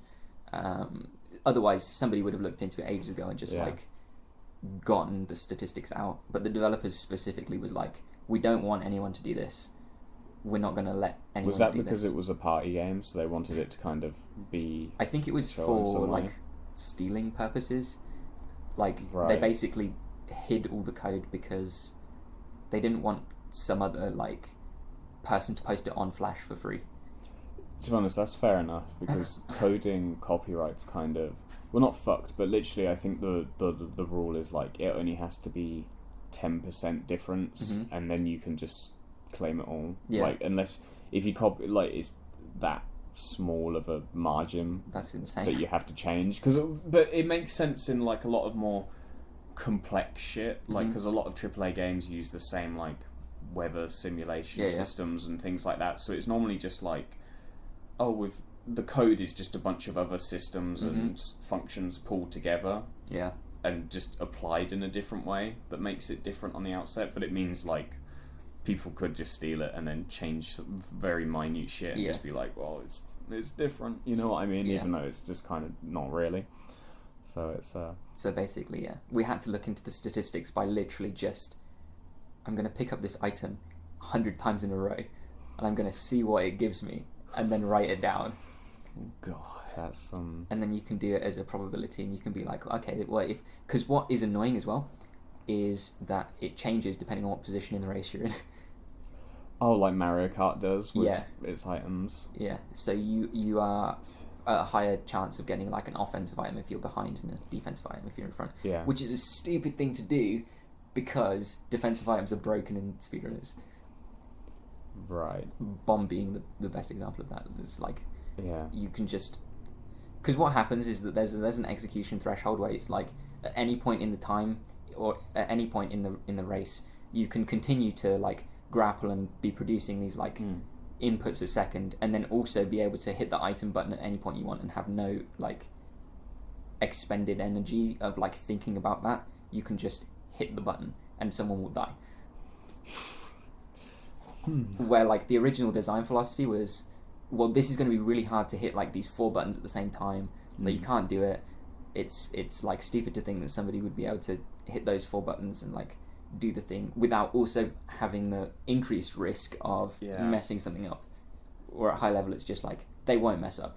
Yeah, that's like a thing in, I think, game design in general, where the developers will just be like, people won't bother that much, you know, that people won't be as good enough to do that, and they always underestimate. It's like sometimes like you think back to like old games where like Castlevania, like the people who were designing the bosses had to then like defeat the bosses without getting hit once before they were allowed to put in the game to prove they were like possible. But nowadays it almost feels like developers can just do whatever they please, make it as just insane as they wanted, or just not have to really think as such about how difficult it is compared to, because some fucking nerd will figure it out, you know what I mean? Someone out there is going to take the time to, you know, push through it or find a way to exploit the shit out of it and find a way to get in, you know what I mean? Like I started playing Doom recently. Oh, really? And apparently in Doom 2 there's one level that has a secret room that for ages just the accepted way to do it was just to turn on a wall cheat to get in there, because there was no like thing to open it up, it was just saying. And then it was only till recently where someone revealed a way to do it without cheats, which was to have an enemy like push you through the wall. Oh yeah. But it took like, when the fuck did Doom come out? Like, it's got to be at least 20-something years old. Gonna be, Well, it's going to be more than that. It's going to be like more like 30. It came out, was it 90s or was it 80s? It was 90s, like early 90s though. So it's like that's 30, like late 20s, 30s. Yeah. You know, and it's just like it took that long. Yeah. Until someone was like, "Oh, guys, by the way, you don't actually have to cheat." It's like, what? This is a mentality that makes me like. I don't know what the emotion is, but like confused, I guess, at like people who will claim a game is dead at like 2 years old. Like people were talking about Rocket League, like we've figured everything out, and then people realized that they could hit the ceiling and get their flip back, and then just hold the flip, and so flip reset, like ceiling shots became a thing in Rocket League, and so like the whole meta changed, and everyone was like, well, I can defend any shot from the ground, and then people started like shooting from the ceiling, and it was like, bruh, I don't know how to play the game anymore. And so things just get discovered, and the whole like it breaks the game and the competitive meta for a little while until people can figure out how to adapt to it. And so it makes me like confused at people that claim like the game's dead, we've figured everything out. It kind of makes me sad as well, because you see a lot of games that aim to be an esports game, like the Overwatches or Paladins. Yeah. Fortnite, I guess, is one of those ones which were like designed to be esports, and they obviously have a fear of dying. And I mean, Street Fighter 5 had the same problem, but didn't get away with it because the FGC didn't have any love for that tactic, which is to constantly add new things or change things. Yeah. And just like whether it's adding new characters or new things or whatever. Which the idea is it's like, oh, it keeps it fresh, but it means that the meta never gets further than that initial part, which is good. Like the way you describe it is like a bad thing. I've never. Oh my god, dude. but yeah, which like shows a bad thing. But I guess the benefit is if someone buys the game 4 years in, then they can still like jump in and figure out things because everyone's figuring it out. There's no like veteran syndrome where you come into a game and everyone's already just like gods and it's like impenetrable. But that does also limit it in a sense from that. Yeah, I don't know which side of the fence I'm on with that issue. I think for the most part I'm like, I like the game to be completely unchanged because there will be stuff that people figure out that wasn't intended. Like you don't have to make intended changes to keep the game fresh. Like people will figure out how to keep the game fresh if they care enough to keep it fresh. But like, so this was a massive thing, especially back in like the ESL days for speedrunners, where the random workshop was a collection of community made maps that were legal in tournament. Right. And so they were specifically made for the intention of being played. Like they weren't done like, I can't win on this map, like it's not a circle, like I can't run in it. Yeah. It was their maps, they're specifically made to be competitive. But all of the maps kept changing in the like workshop rotation. And so it was specifically like the developers were like, well, it keeps the game fresh to add a new map every so often. And I hated it because it was right in the period where I was like bar none the best at the official developer made maps.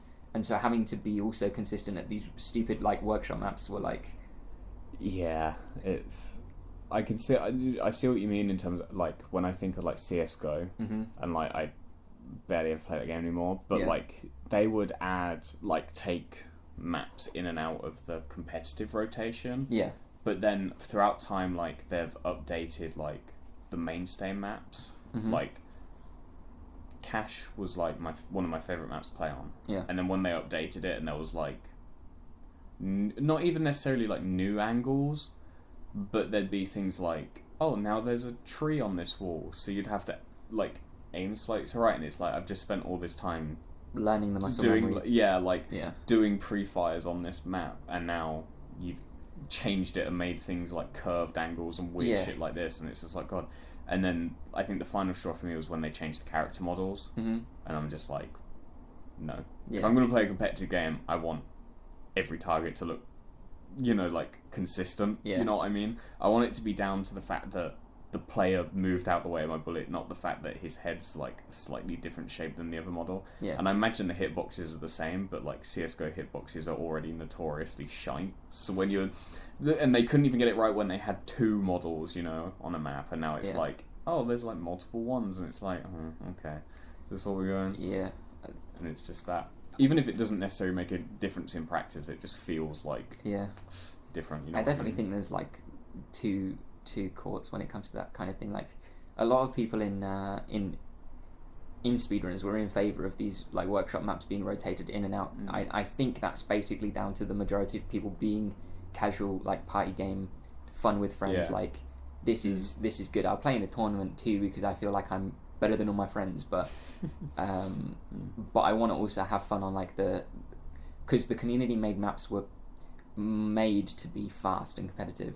So the idea was loads more like places where you can grapple, loads more places where you can maintain and gain speed than official maps, because people didn't want to bother to learn how to gain speed on the official maps because it was just harder.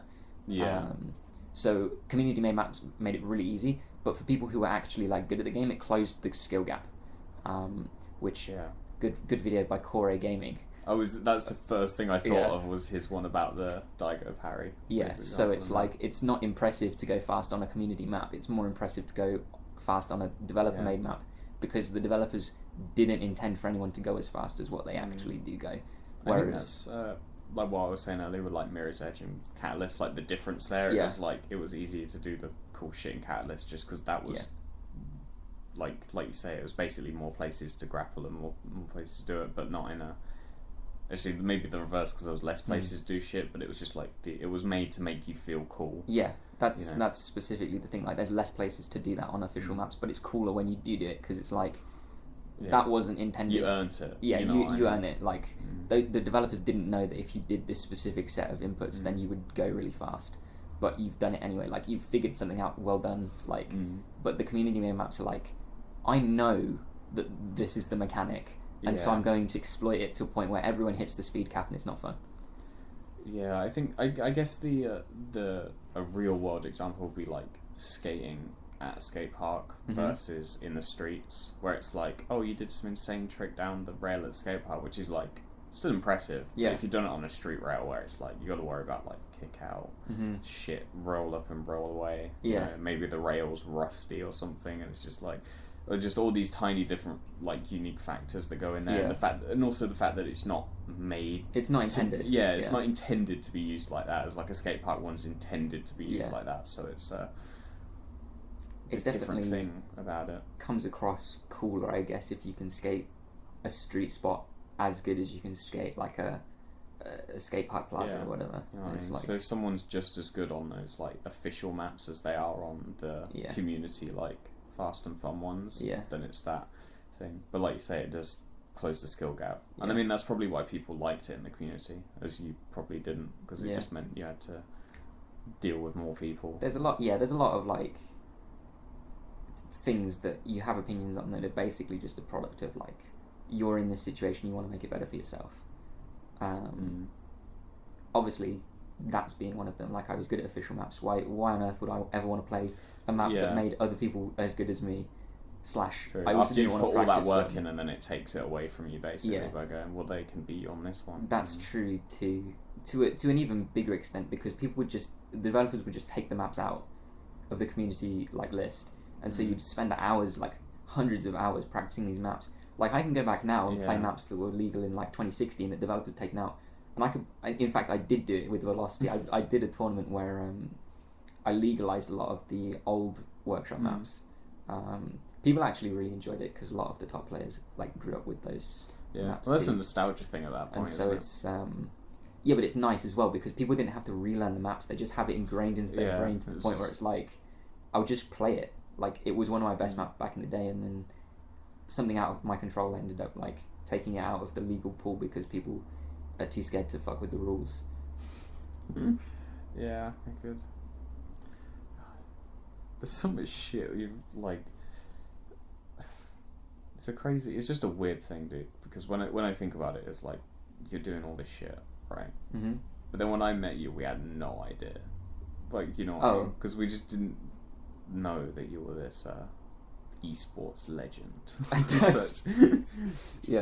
I think maybe like what's below D-list celebrity. That's probably where I am in the esports world. Z-list celebrity. Z-list celebrity. But yeah, like but even still, it's like it's impactful for like people. Obviously, like the time you played in Lewis's basement, because was it Rosser? Yeah, Rosser was there. They came for the weekend all the way from Dublin. Yeah. And he'd been like, oh, guys, I started playing this game, Speedrunners. And we were like, hey. Well, yeah. And then, but when you joined that lobby and it was like, what was it, like a 4-man lobby or whatever? Yeah, it was a 4-man lobby or something, yeah. The other 3 people were all just immediately like, oh, shit. Like, GG. Just like in the like lobby. Yeah, I remember that actually. The chat was like, oh, that's Edakk, like... Yeah, time to give up. To lose. Yeah, like, I might as well quit now, boys. It was like, what the hell? That actually had like made it so much more pressure to actually do something cool, because everyone was like, oh shit, it's Edakk. Like, obviously on your computer on your own, when you don't have an audience of like 10 people watching you, it's like... That's the thing, you had the other 3 players watching you, hoping that they'd get to see the legend in action.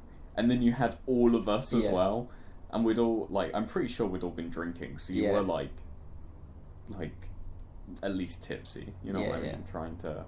Pretty sure you still won, didn't you? Like, it would be hard for me to not have won. Yeah, I'm pretty sure you won, but it was just like this weird thing where it was like, oh shit, you weren't chatting shit the whole time. Yeah. I know you're doing like the tournaments and stuff, it's like, oh sick. There used to be a giant skill gap, and maybe it happens with other sort of competitive scenes too, where there's just a giant gap between like regular good players, like Face It versus like Global Elite, where you have like this just giant skill gap between people who are the best rank and the people who are actually the best. Yeah. And it was massive back. That must have been 2018, 2017 when that happened. Yeah, it must have been. I don't really remember. And like specifically back in 2017, the gap was huge, because you had all of these legacy players that were like practicing super hard for ESL, and then the game kind of fizzled out because nobody was running anything, and ESL sort of stopped. and so you could come back. Like, I was super rusty. I hadn't played the game in ages. And then, like, a different time, I'd entered a tournament, and I still came second, brought it to last game on, like, 0 hours. And it's just, like, the skill gap is ridiculous. Yeah. But yeah, like, to play in a random lobby, I think I was on my account, wasn't I? I must have been. No, you're on. Yeah, because they recognised you from the screen name. It would have been even weirder if they just knew from someone else's account. You got slayed, like. And they're like, oh shit. Yeah. Yeah, I don't know. I don't get that as much anymore. Like, I'll go into lobbies and people will be like, oh, a Diamond League. Who are you? I'm like, ooh. Let me teach you a lesson, kid. Yeah, that's probably a good sign, though, if the game's growing in some way. It's not 100% dead. And I mean, fuck, they'll realise eventually when they come to your Discord and see your tournaments and be like, oh shit. You know what I mean? Yeah. I don't know. That's sort of a legacy that I don't know whether I'm super, like, happy with having.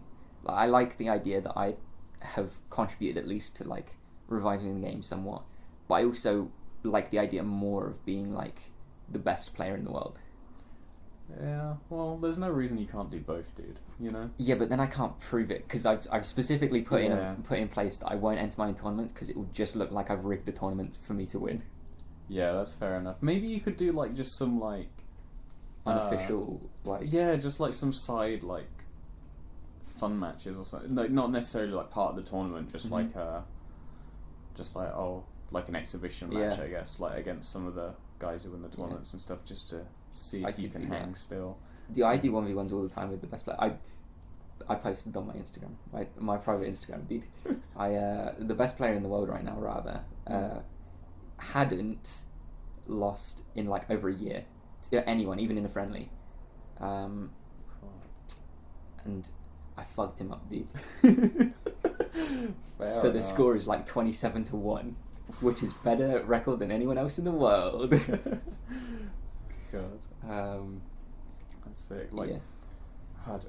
What's the deal with LAN tournaments, dude? Because I feel like it comes up every time. Like, you've talked about, you've been like, people seem keen for it, but you don't know how. It's really tough, especially because of COVID. I sort of waited too long.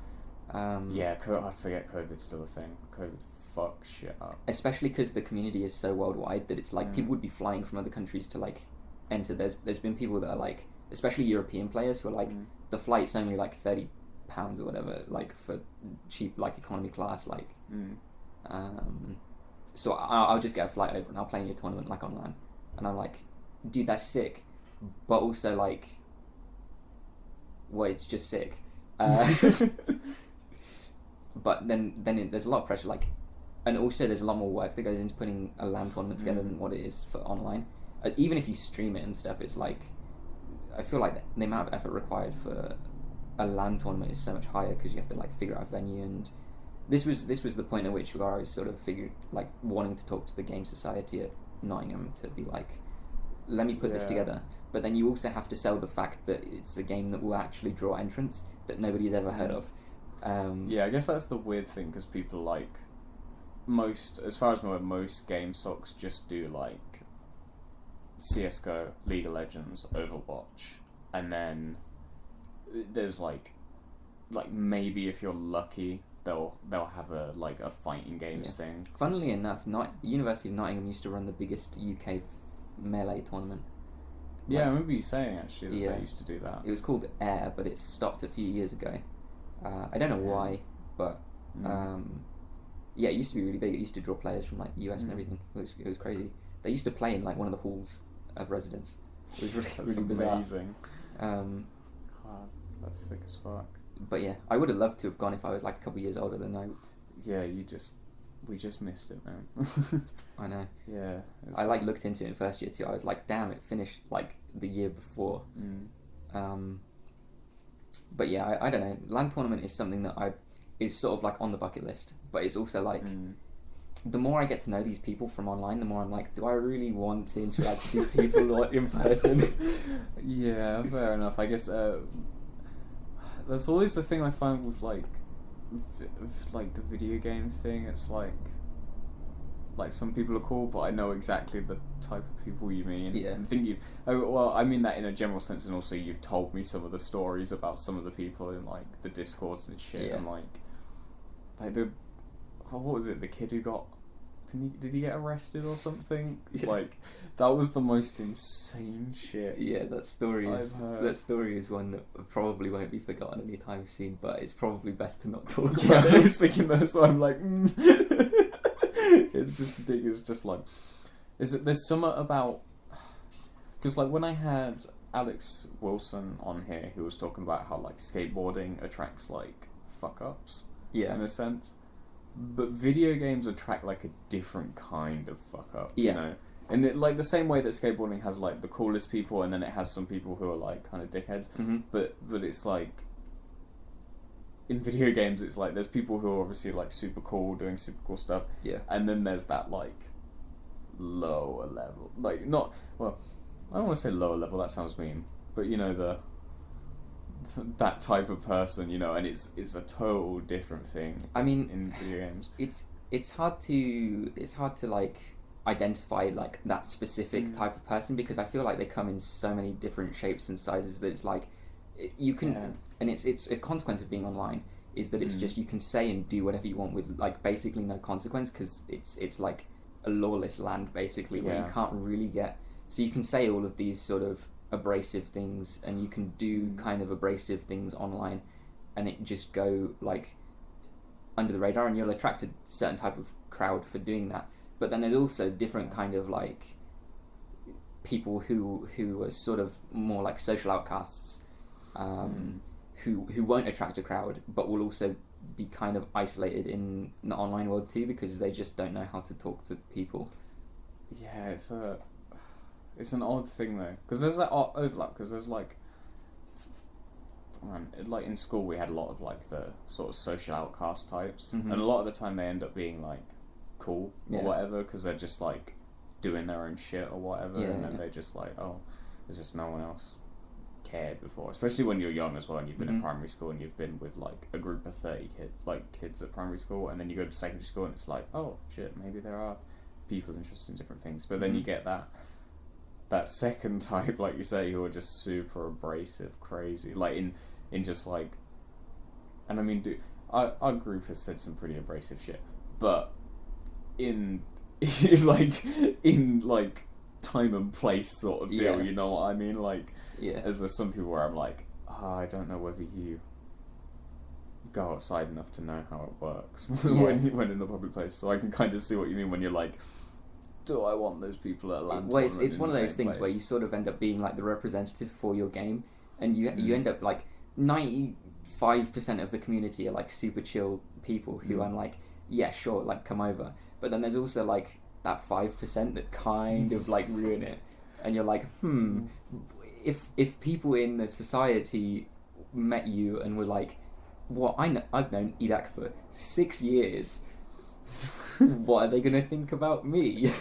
Yeah, and like esports societies are a weird thing as well, because they're just like in people's heads when they think of like, oh, like an esports or a gaming society, they think of just like hyper nerds, like to the point of whatever. But then you meet them and they're like just normal people who like video games. Like, it's kind of cool, because I guess the hyper nerds already have their space online where they're like, and they probably wouldn't go outside to join an esports society, but it's like it's like a whole thing where they're all kind of cool. Well, at least at Northampton, I don't know about Nottingham. Maybe Nottingham had, but I imagine Nottingham just seems like full of like normal, well-adjusted human beings from my outside perspective. Well, it's like what you were saying earlier about like there being nothing to do in quotation marks, like in a city that you've not grown up in. So you go to all of like the normal places because it's the only place you know exist in Nottingham. And this is what I was talking to someone else about, is that like they're guaranteed there will be a Garibaldi in Nottingham, but I just haven't found it. 100%. There'll be one there. And I just don't know where it is. And so I have to go look for it, but I have no in, because I don't know people in the town or the city. Yeah, it's like one of those places where you can't just... If you just... Well, I mean, the Gary, you can just turn up, but it would be this, like... Not weird as such. I don't know how to describe it. But there's that thing where it's like, you at least want to know You want to know the person that will be able to take you to the place. Yeah, it's like somewhere you need someone to be like, no, trust me, dude, I'm going to introduce you to this place, you know what I mean? It's like, it's not just like a pub on the Welly Road or something, if that makes sense. But, especially if you go on like, because they have all their stuff, and when they used to do like the games night and stuff, that was something that like, if you just were planning on going for a drink and then you turned up and you're like, what the fuck is going on? You'd just be like, well, came to the wrong place. But if you were looking for it, then it's like, oh shit, this is the best stuff ever. Like, that's like a problem with cities in general, is that like I've found, at least from stories I've heard about like people who live in London and stuff as well, it's like there's some super like underground stuff that you and this is to the extent where there's like passcodes and stuff to like get into places, but like you have to know the people to get to go to the places that which I love and hate in some sense, because it's like one of those things where it's just like, oh, you kind of, I don't know, I guess it's like a Discord server, and it's the difference between a Discord server and a subreddit, you know. It's like anyone can find the subreddit for whatever, but like there's some small Discord server that's way better than you could find, like, but I get what you mean with like cities especially, and I think the bigger they get, probably the harder it is, or in a sense, because if in a really big place where it's more likely that more people are going to turn up, they're going to be more secure about it. You know what I mean? I mean, as well, like, not having grown up in a city, it's easy to know, like, we've been walking around Northampton for like 20 years. We literally just know the area up to like a certain point outside of the town centre, where it's like, I don't really know this area still, because there's no reason to ever visit ever. But for a city, it's like you have to build up that like street knowledge, I guess. Yeah, to know where you are and stuff. This was another thing that I think I was talking to my dad about. Like, in Northampton, there are obviously sketch areas, but it's easy to know when and what to avoid in the sketch areas. Whereas in Nottingham, you can sort of just be wandering around and you're like, this looks sketch, but you can't actually know if it's sketch. Yeah, I kind of get what I mean, because that happens in like London as well. There's certain areas where you walk into and you're just like, is this a super nice area or a shit? But then again, Northampton can be kind of the same. Like, did we ever go skate Upton? I didn't go. I've been before to skate Upton, but not with you guys. Yeah, the thing about Upton, we used to go there in return. We were like, whoa, it's super nice because it's all buildings. But then it was like, what was it, last year? There was like the shooting there or whatever, and like shit goes down there all the time. It's like, oh. So I think the problem now is like, they're building new places and then it just becomes sketch immediately. So even though they look nice, they've got some shit going on under the thing. Yeah. But I don't know. Like, I think that's the thing about Northampton as well, is because some areas of it look just fucking nasty as well. Yeah. Especially uni students, they just assume everywhere's sketch, you know, and it's like, nah, man. Yeah. This is the thing, is that I wish I had some, like, a friend that was from Nottingham that could just be like, yeah, this place looks like shit, but it's actually kind of chill. Like, you don't have to worry. But like, and then also because there's places in Northampton that you would need a guide to know, like certain places in Kingsthorpe, certain places in like town are much worse than other places. And you won't necessarily need someone to like tell you, because you can kind of tell from like the type of buildings and stuff. But it's also like nothing's as bad as like King's Heath is like infamous for that sort of thing, but it's not like terrible. It's just like. But then we haven't spent that much time there. You know what I mean? I think a lot of people I used to have a friend that used to live there, but fair enough. I mean, I've been there because they got the skate park there now. Yeah. Which is like, we went there and it's like seemed cool. But then my friend's girlfriend lives there, and it's like he constantly tells me like stories of like shit going on and stuff. But I don't know whether that's just him or like, you know, his second-hand account and stuff. It's hard to tell sometimes as well, because it's just like you don't want to be the person who's just like walking around like nothing can happen, and then that's when you get fucking mugged or something. But then at the same time, you don't want to be like, oh, it's super shit and stuff, and never go.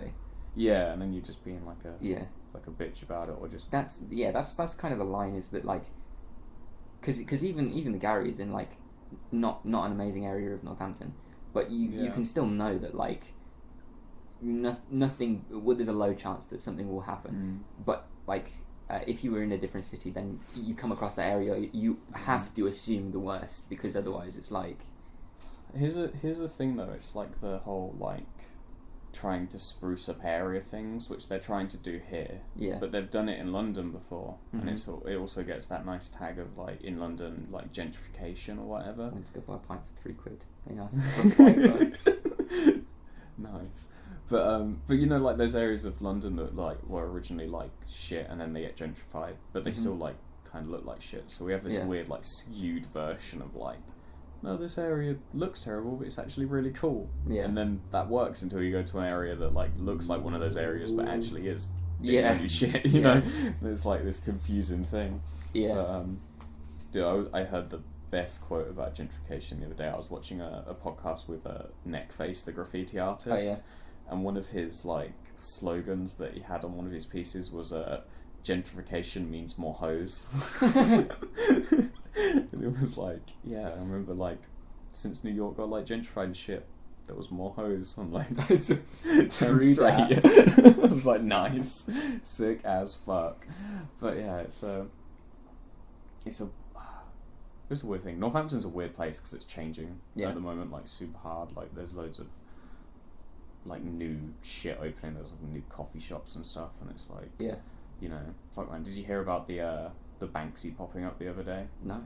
Yeah, there's somewhere near the racecourse. I haven't gone and checked out because I haven't really been outside. But well, it's up in the air whether it's like real or fake. But it's like it's a Banksy design. It's like the Art Attack guy with like Banksy written on his t-shirt because the Art Attack guy got accused of being Banksy. Really? So yeah, and then this one popped up in Northampton. So everyone was like, oh shit. Like, but that's kind of crazy. But it's not confirmed whether it's real or not. Yeah. But we'll find out. That's so funny that the Art Attack guy got accused of being Banksy. That would be so funny. Like the camera pans to like the top down view when he does all that big shit. It's like a Banksy. Yeah, but like, how old is the fucking Art Attack guy? Like, he can't be young. Yeah, I mean they've gone through multiple guys. Yeah. I'm pretty I think it was like the original guy. Yeah, he's like old. Neil Buchanan or whatever his name is. Like, he must be like 50 something. So if he's out there getting up on walls, like, mad respect. Fair enough. Like, fair enough. And then but yeah, like the town's always doing stuff to like spruce shit up at the moment, like the War Games. War Games 2 happened the other weekend, so like they resprayed like new ones over the old stuff and like expanded it more towards in the stuff and around it. It's like, looks sick as fuck, to be fair, but it's like, God, what is this sudden I don't know effort coming from? But it makes sense because the town centre was just dying for ages, so it's not surprising that now they're like, oh, maybe we should do shit. Like, do you remember when we were walking down like the middle bit where like Fat Fugas, and then when we got onto that second street there was like bollards along there that like eat shop and something else at the bottom. And I'm like, that is like, you know what I mean? Like to be fair, my experience of gentrification is the South Park episodes, but like seeing it, I'm like, something's going on here. And it's like, I mean, you sort of have to, because you have to bring income into the council somehow. But it's also like, leave it how it was. No, I miss there being rats everywhere. Yeah, and please. I like the plague how it is. Don't get rid of it. You know, it all started when they put the barriers around emo rock. That's when it started. That's when they pinpointed it. Yeah, when they kicked out the emo kids at the Grover Centre, that's when they tried to make a difference. That's when it started. That was the source. Yeah. Oh, that's funny. It's crazy. I'd love to see where it goes. Like post-COVID, when shit can properly like go off. Yeah. I'd love to see it like it's back in full swing. Fuck, today it looked full swing. To be fair, like people were out. So many people were around. Yeah. I was kind of like, damn. Like more than like usual as well. Like normally it's fairly quiet, or maybe that's just me being there at the wrong time. But it seemed like just everything was open as usual and just like crazy. But I don't know. Just for a while, it seemed a bit like dead. I mean, you can see it better than I can because obviously you go to uni here and everything. So, all that happens when I'm with me is that I go to uni and then I come back and I'm like, oh, that's different. and then I don't ever see like the progress. I just see like bits. Yeah, like the thing is, I can't even pinpoint what's different, if that makes sense. Yeah. Like it's just like occasionally like, oh, there'll be like a new shop or a new like food place and stuff, and just roads that have been just kind of empty for ages, apart from like the odd thing of like filling up and stuff. And there seems to be like a few. The main one that gets me is like a few new coffee shops, right? Because that's everyone talks about when they're like, yep, the coffee shops turned up, and then you know the shit followed. You know what I mean? So that's what it is for me. It's like, there's a lot around here at the moment, but damn. But yeah, I haven't had a chance to. I don't know how they're like going though, because like I see a lot of them, and I haven't had a chance to check a lot of them out because of like COVID and shit. Yeah. Good coffee. For some reason, coffee shops are the one that I'm like, oh, do I want to go into yet? Because it just seems odd. Yeah. But even though it shouldn't, it's exactly the same as any other shop. But I think it's. I don't know. So I can kind of see what you're saying, but. Because I don't want to go and get, like, to be honest, I'm not one for, like, takeaway coffee, unless I'm going back to uni. Because if I'm in town and I want coffee, normally I'm just like, well, I'll just fucking go home. Yeah. Like, you know what I mean? Like, and if I go to a coffee shop, I'd rather just, like, sit down and shit. But, yeah, it's a fucking weird place. I really want to go to Nottingham, man. I want to see what it's like. Because I've still never been. Every time I say it, Felix gets, like, pissed off at me. Because it's like, how don't you know what it's like up there, you know? Yeah. It's like, you're a skateboarder, you should have been at least once. And I'm like, no, I've never been. And I feel like I've been saying it like every year since you guys went. So now I'm like, okay, this is the last chance. Otherwise, like, well, except for you. Is Lawrence on a 3-year? Yeah, I'm pretty sure anyway. Actually, does he have a placement? I don't know. But at least in my head, I think he's on a 3-year. So it's like, at least all the people will be up there and go fucking do some shit. But it's just that also the thing as well where it's like, oh, it's fucking this year though, you know, with all this shit going on, like, what would we actually do? You know? True. There's well, I mean, like you were saying though, like things are opening up and there's stuff to do. It's just true. It's hard to, because obviously this rule of 6 thing that's just coming. Yeah, that was the other thing. Because in my head I was like, oh, we could, like, I'm pretty sure the original hand would at least on Lawrence's terms would have been like, oh, we'll go to a club or something. And then in my head I'm like, well, we'll just do like a house thing. And then I'm like, oh, rule of 6 is fucking everything. Yeah. I kind of like that people are kind of holding against it though, because this is the first time they've put out a new restriction or whatever, and part of it was like, snitch on your neighbours if they're breaking the rules. And there's been people who have been like all the way through have been pretty vehemently like, wear a mask and save lives and stuff like that, which, like, fair enough, I'm not criticising that, but they've been like on the side of it the whole time. And this one they're like, don't snitch, don't let them encourage each other to fucking take each other down, you know. And I saw one which was amazing. They got proper like into it, and they're like, this is how it fucking starts, this is what they're doing to get the blame off their back and accuse us when really it's their fault and shit, and they're just trying to. I don't know. I was thinking this the other day, right, and I hadn't had anyone to like properly talk to about it because like, I was going to talk to my parents, but I realised that my parents probably wouldn't understand. I feel like Boris Johnson is basically playing the COVID thing like it's a Sims game, like it's Sims. Like, oh no, too many people are dying, let's close things and like decrease the, he's like reading it like there are buffs at the end of it, and it's like 5% increased economy, and it's like perfect. Yeah, I could see that. It's just a fucking mess. It's just everything's inconsistent as shit, and just like that's what I mean. Is that it's like it's changing all the time. It's like clearly someone's messing with the settings. It's like, oh shit, that didn't work. Reverse it.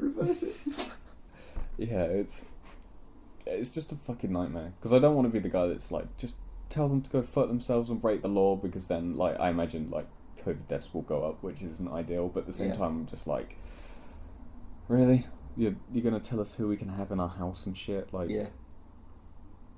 no. I'm like, why are we... And then telling us to, like, report it to the police if you notice anyone breaking the laws. It's like, no, we're not doing your job for you. Like, hang on. Like, what? Yeah. Especially when it's like even if your neighbour's breaking the rule of 6, like, it doesn't affect you. Yeah. Just don't go to their house. Yeah. Yourself. I feel like solved. It's... You're doing it worse by calling the police, because then that's like 2 more people who turn up. You know what I mean? And is it about like... That would be funny if the amount of COVID increased in like police officers. Oh my god! How many police officers have died from COVID? I don't know. There must have been a lot. Yeah, it's probably hard to tell. There's probably like not numbers. Really though? Do you think? I reckon they should have kept numbers. I don't know. I mean, it's really... It wouldn't be hard to keep numbers though, would it? Because it'd just be like, who chose not to come into work? I guess it could get corrupted in that sense of people just trying to get time off from being a police officer, because at this point, if you were a police officer in this climate, you'd want time off. But still, it would be like, you just take their word for it and just like, people would have it. But it's just... Yeah, I don't know. I don't like it. There probably are numbers somewhere, but it's also like, how can you tell? Like, you can obviously there are numbers about like people in factories like having outbreaks in the factory, having to shut and stuff like that. But like, it would be really bad if like a service, like a government service, had an outbreak and had to close a department. Specifically one as like important as that. That would actually be hilarious. Imagine if like the Met Police had to close because of a COVID outbreak. Yeah, that would be ridiculous. Holy fuck. Like, it can't happen. It's like oxymoron. That's actually, like, I wouldn't have even thought of that though, unless you'd said it. Like, the idea that like, like they even if they had an outbreak, they couldn't close. You can't close like the police department or the fire department or even the like... It has to NHS. keep running, which is just so counterintuitive because it's just going to spread to everyone. God. So like, what do you do? Because then what happens is you get a bunch of sick officers like going to their job and like spreading it more. And literally, like, one of their only jobs at the moment is basically just to prevent the spread of COVID.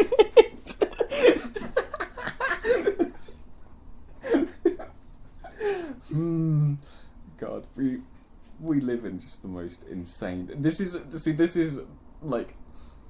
The fact that we've had this conversation about the police and stuff, and we're sitting here giggling about it, is exactly what I was saying earlier about, like, is this just part of, like, a Adam Sandler movie or something? And they're going to come up at the end and be like, oh no, this is like...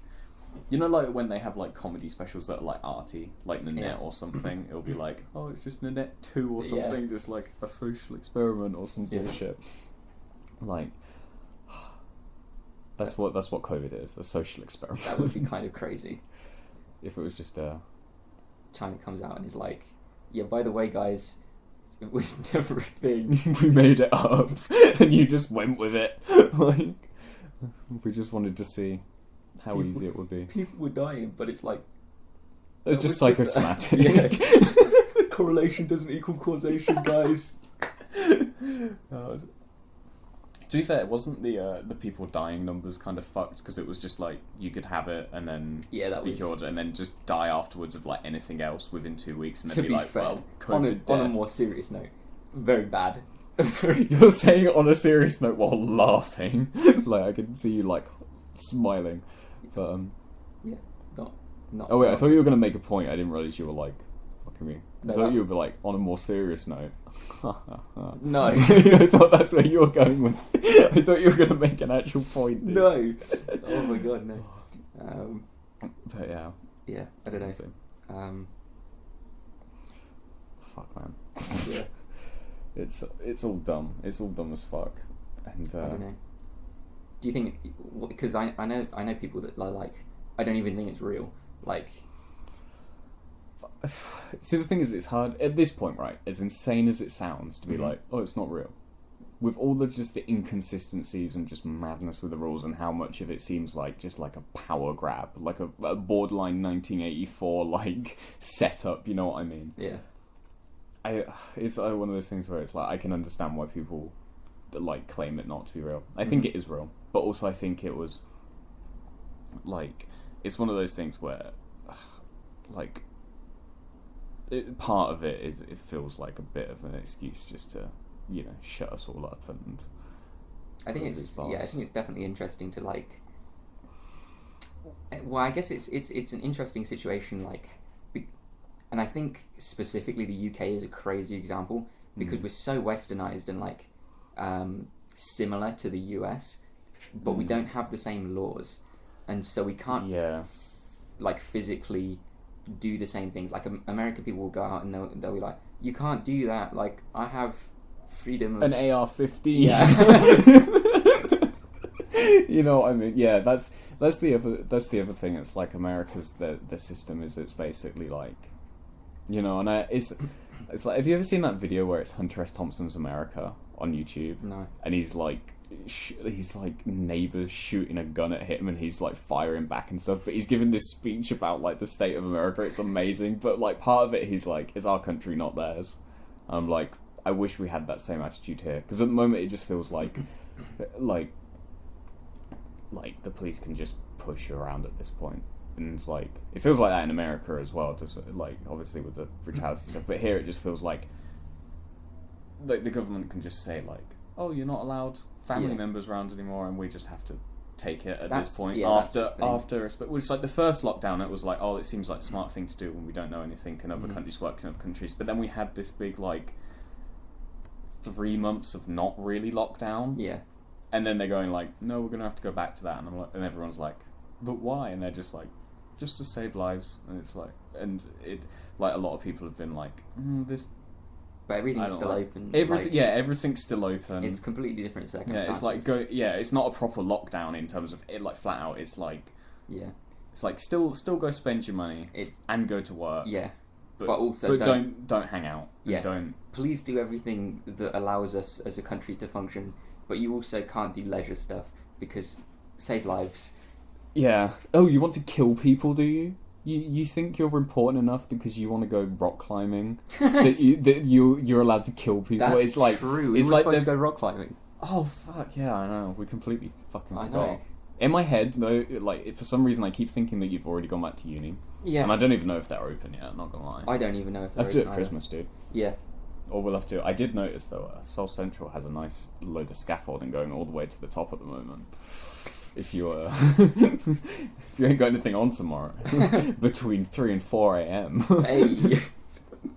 But yeah, it's that's the thing. I saw a funny thing on Instagram where someone posted like a screenshot of someone on BBC News who was obviously talking about the rules, but he had this real smug look, and then the like speech bubble they'd put on it was like, don't hang out unless there's a till about. And it was like, that's what it feels like. It's just like, please boost our economy, please.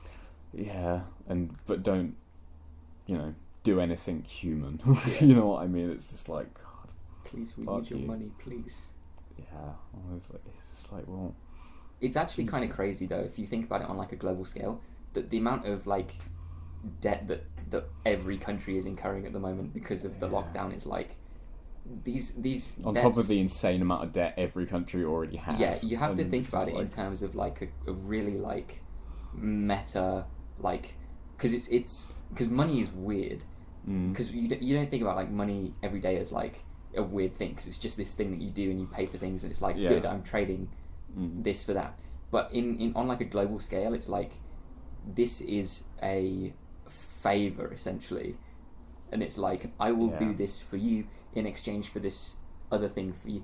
But you also have to contend with like people who make their living like trading currency, and like every decision you make as like a government contributes to the GDP and like the forex like forecasts and stuff like that. Like analysts must be going crazy right now with like coronavirus, and every decision that you get made in like government and like commodity reports and stuff like that is just going to like blow stuff out of the water every single time, because like everything's so unstable. Yeah, it's kind of crazy when you think about it, because it's like you know when you were saying earlier when people were like, oh, 2 years in, the game's dead. I wish we got to like the trading chicken stage and then just said, there's no more complexity here, we're good, but now we're at this like insane level where it's just everything's like you say, just this weird like global meta of moving digits around. Yeah, it's not actual. It literally doesn't exist because the amount of money that people are promising each other just doesn't exist. And then all the governments are like, yep, and I will get that money. I'll get you to you. It's. But like, it all ends up being like leverage, and it's like, well, you didn't pay this debt back, so you can give me a 5% discount on this thing that I'm never going to pay back to you. At this point, dude, that's just will we all just fire nukes at each other? That seems like the most logical course of action if we want to. It's the only solution that will solve every problem is to annihilate everyone and then just give the fish a chance. Damn, restart.